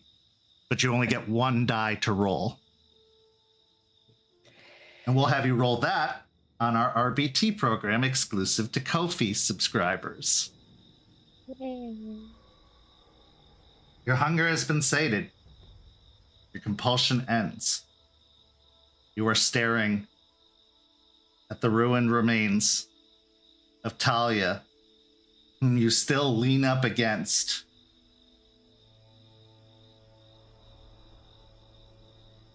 It's silent in the house.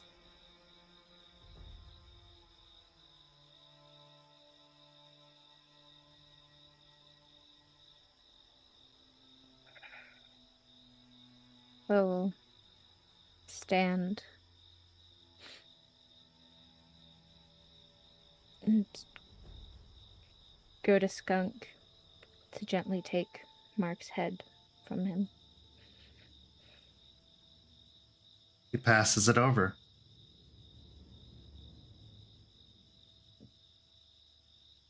I wasn't your brother anymore. I know that's hard to believe.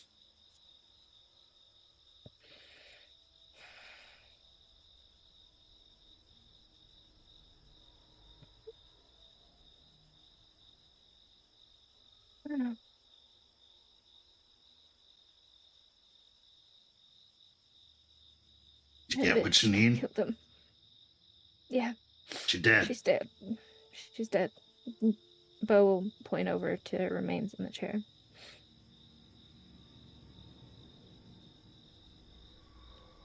Sorry, kid.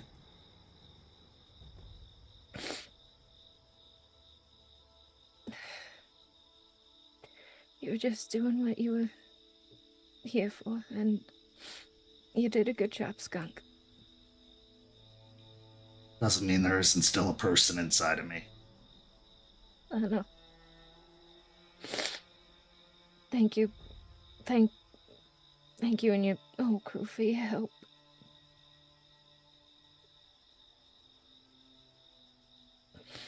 We gotta clean up the mess and we gotta get out of here.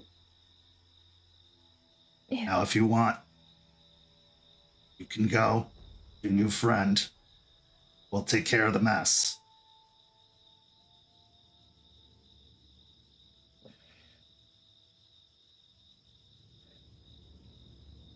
I should go take care of this, and they'll pick up the rest of Mark's remains.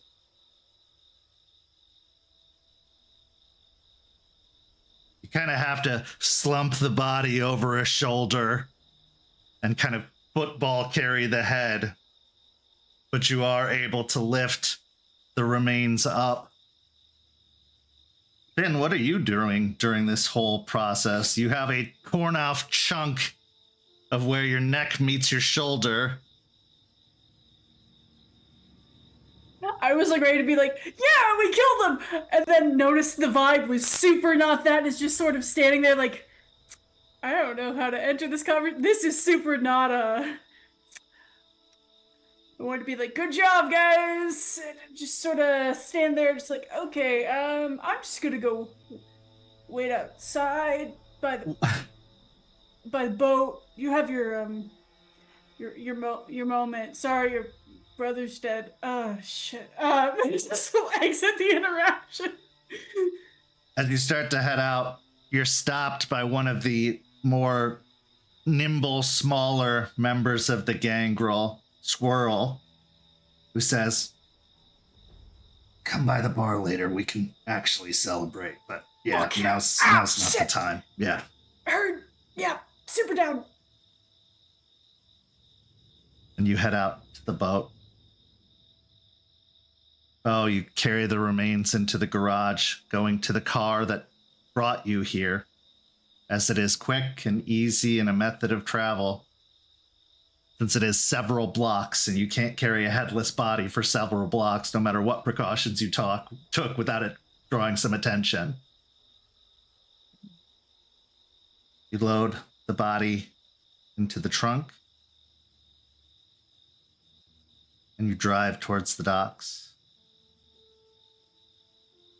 What do you wish to do?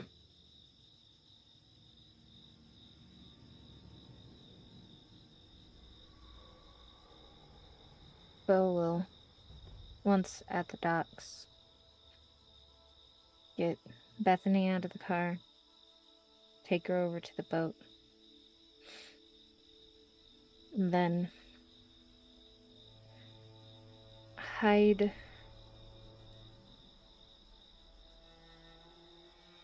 Not hide. They'll take the remains onto the boat as well. Once they're back on land, get them back to the bar and set them up in the apartment, in the bedroom, with an exposed window.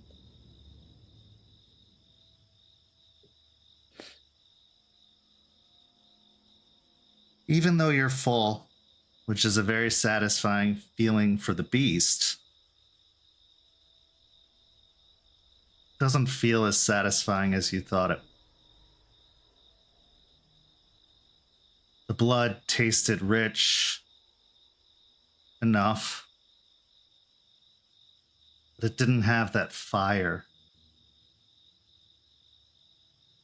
Having killed Talia didn't carry the weight that you thought it would.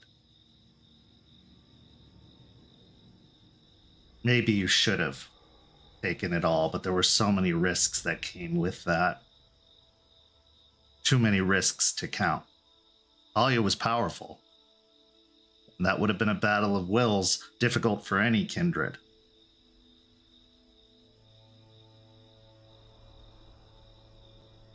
The best laid plans can't account for the unknown. In this case, the unknown was your brother Mark. But due to the preparation of you and your coterie, mission was a success. But not every successful mission is satisfying. Sometimes things get done just because they have to. And now the Camarilla finds itself without a primogen. There's no doubt that they are going to respond. Transition one last time to the rave already in progress, where Jeremiah and Athame are alone. We return to the VIP section of the underground rave, although really it's probably a corporately sponsored rage, considering a VIP section and all the niceties that are taking place, but they're giving the illusion of underground. As you arrive at your table, it is a circular booth that goes around the table. Athame slides in first, moving almost halfway around the table. She pats the seat next to her. Slide next to her. You know, we should do this more often. I know we have our rules, but aren't rules just made to be broken? It's that kind of talk that ends dates sooner rather than later. Oh. Come now, Jeremiah.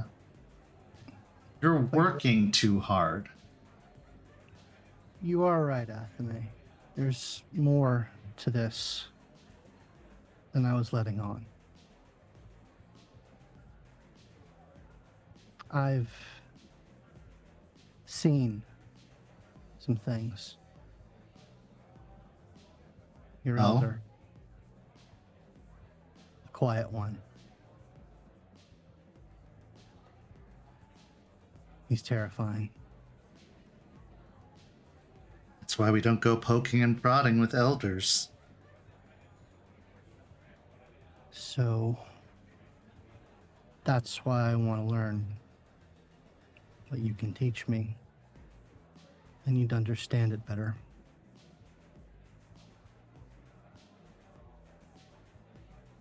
So what? So you can go face to face with a god? No.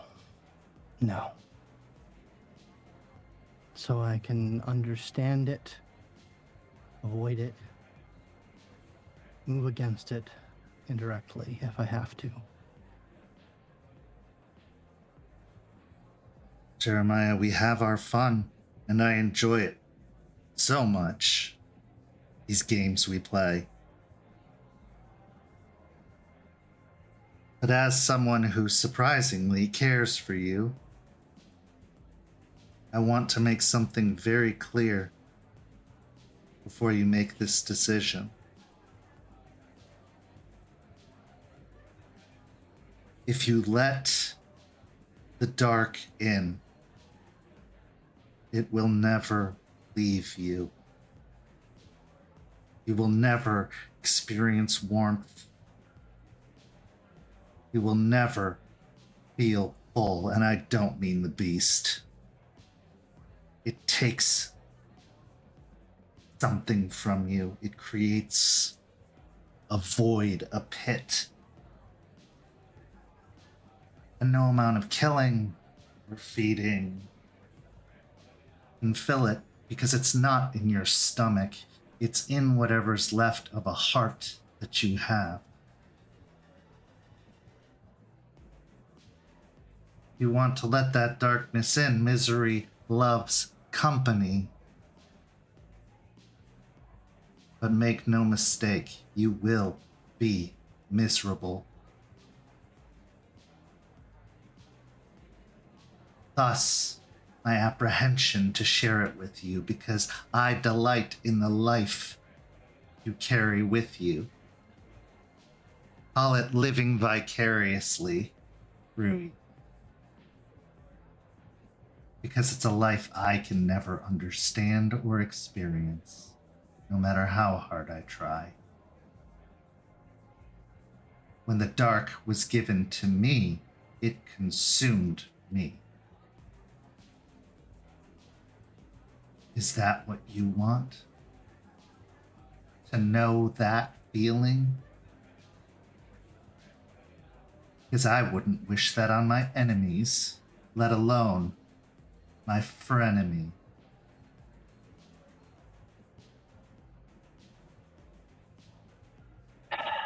Yeah, I guess I got in my own head there a little bit. Feeling scared of the dark recently? Well, it's everywhere, isn't it? It is. But if what you're afraid of is so terrifying, why isn't it moving like the others are?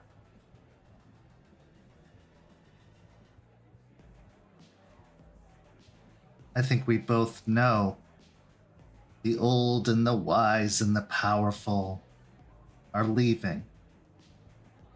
But this one isn't. And neither is the dragon. Don't get me started on the dragon.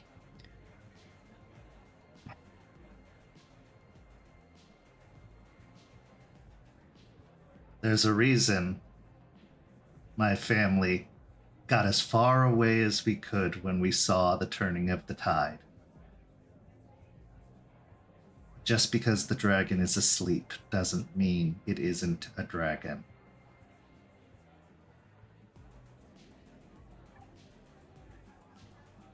I was close to it when I saw it. If I'm not mistaken, he was talking the old party line. The antediluvians and all greater evils to be fought against.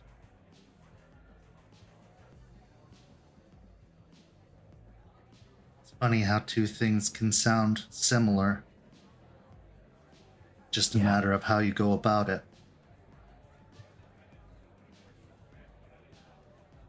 No, you're right. I don't want that in me.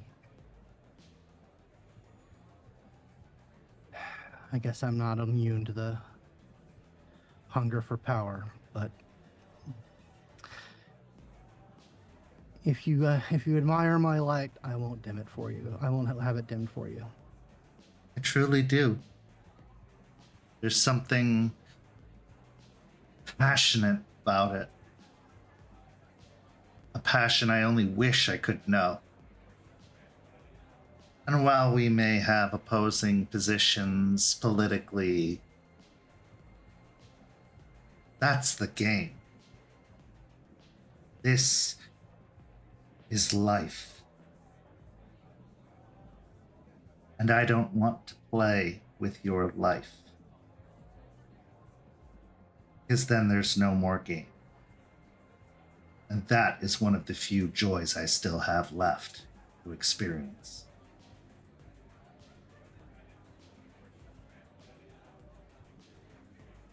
You ever had Molly? It's all around. I remember it from life.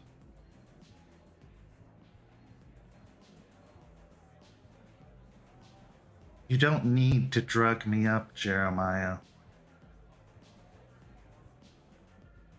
They won.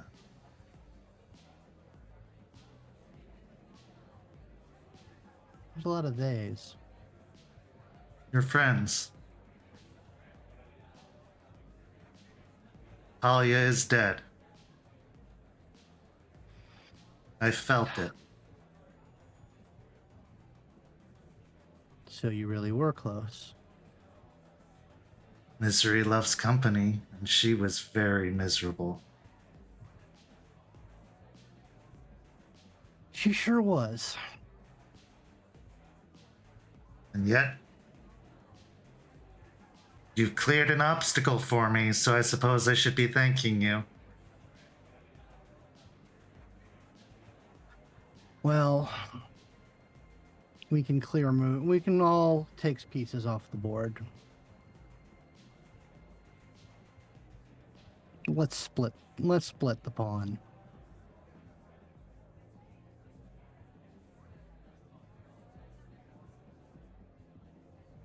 There's something you should know. Consider it a parting gift to end our evening. He is the leak.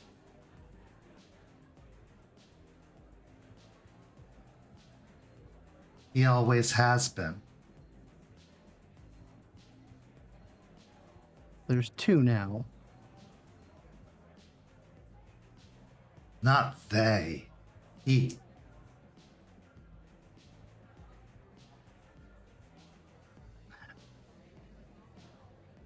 Can we use some definite articles here? August, Beau. That's not how the game works.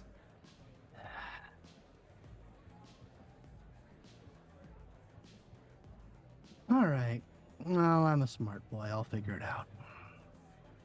I'll rephrase. He has always been the leak.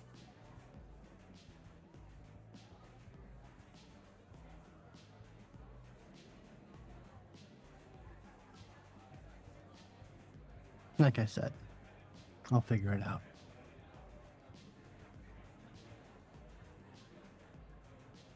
So, 6 months? Are we still playing by those rules?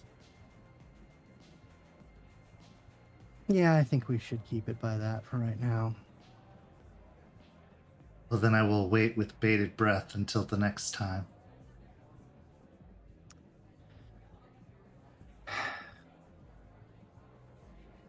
Don't lose yourself. Your darkness is something to enjoy. At least for one of us. But it's you that I really like. You have a celebration to see to, although I doubt there's very much celebrating going on.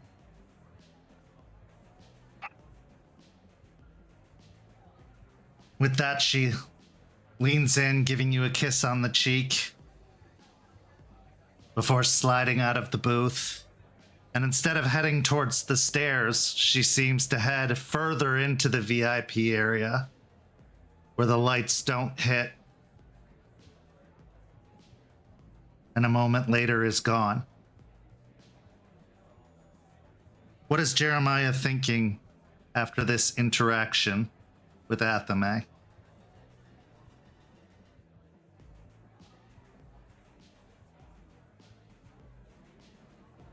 He wants to feel good about it. The gambit, the deception, the false lead of trying to learn from her. But the fact that she knew all along.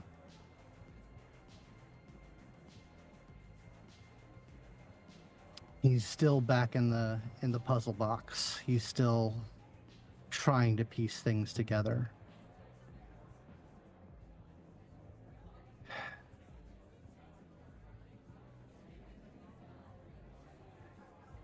He'll stand up, head out the VIP entrance, call his car, and then check his phone for messages. Get a message from Skunk. All clear. You're the best.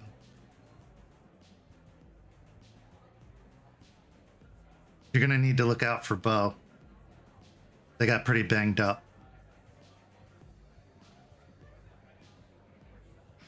The new kid, too. But that one was physical.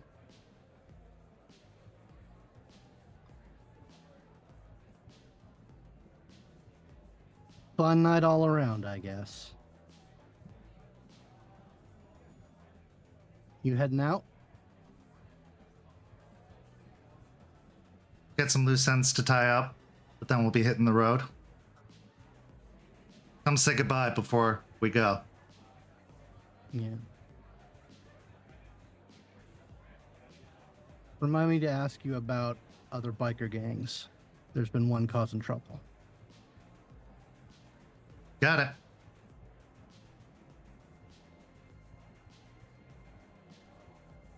Best laid plans. Just because they work doesn't mean they were successful. Just because they were successful doesn't mean they were good. This is where our story comes to a close for the season, but not without one last scene. Our final scene takes us to the waiting owl. And the waiting owl is burning. Fire licking out of the windows, peeling back the paint, engulfing the stage.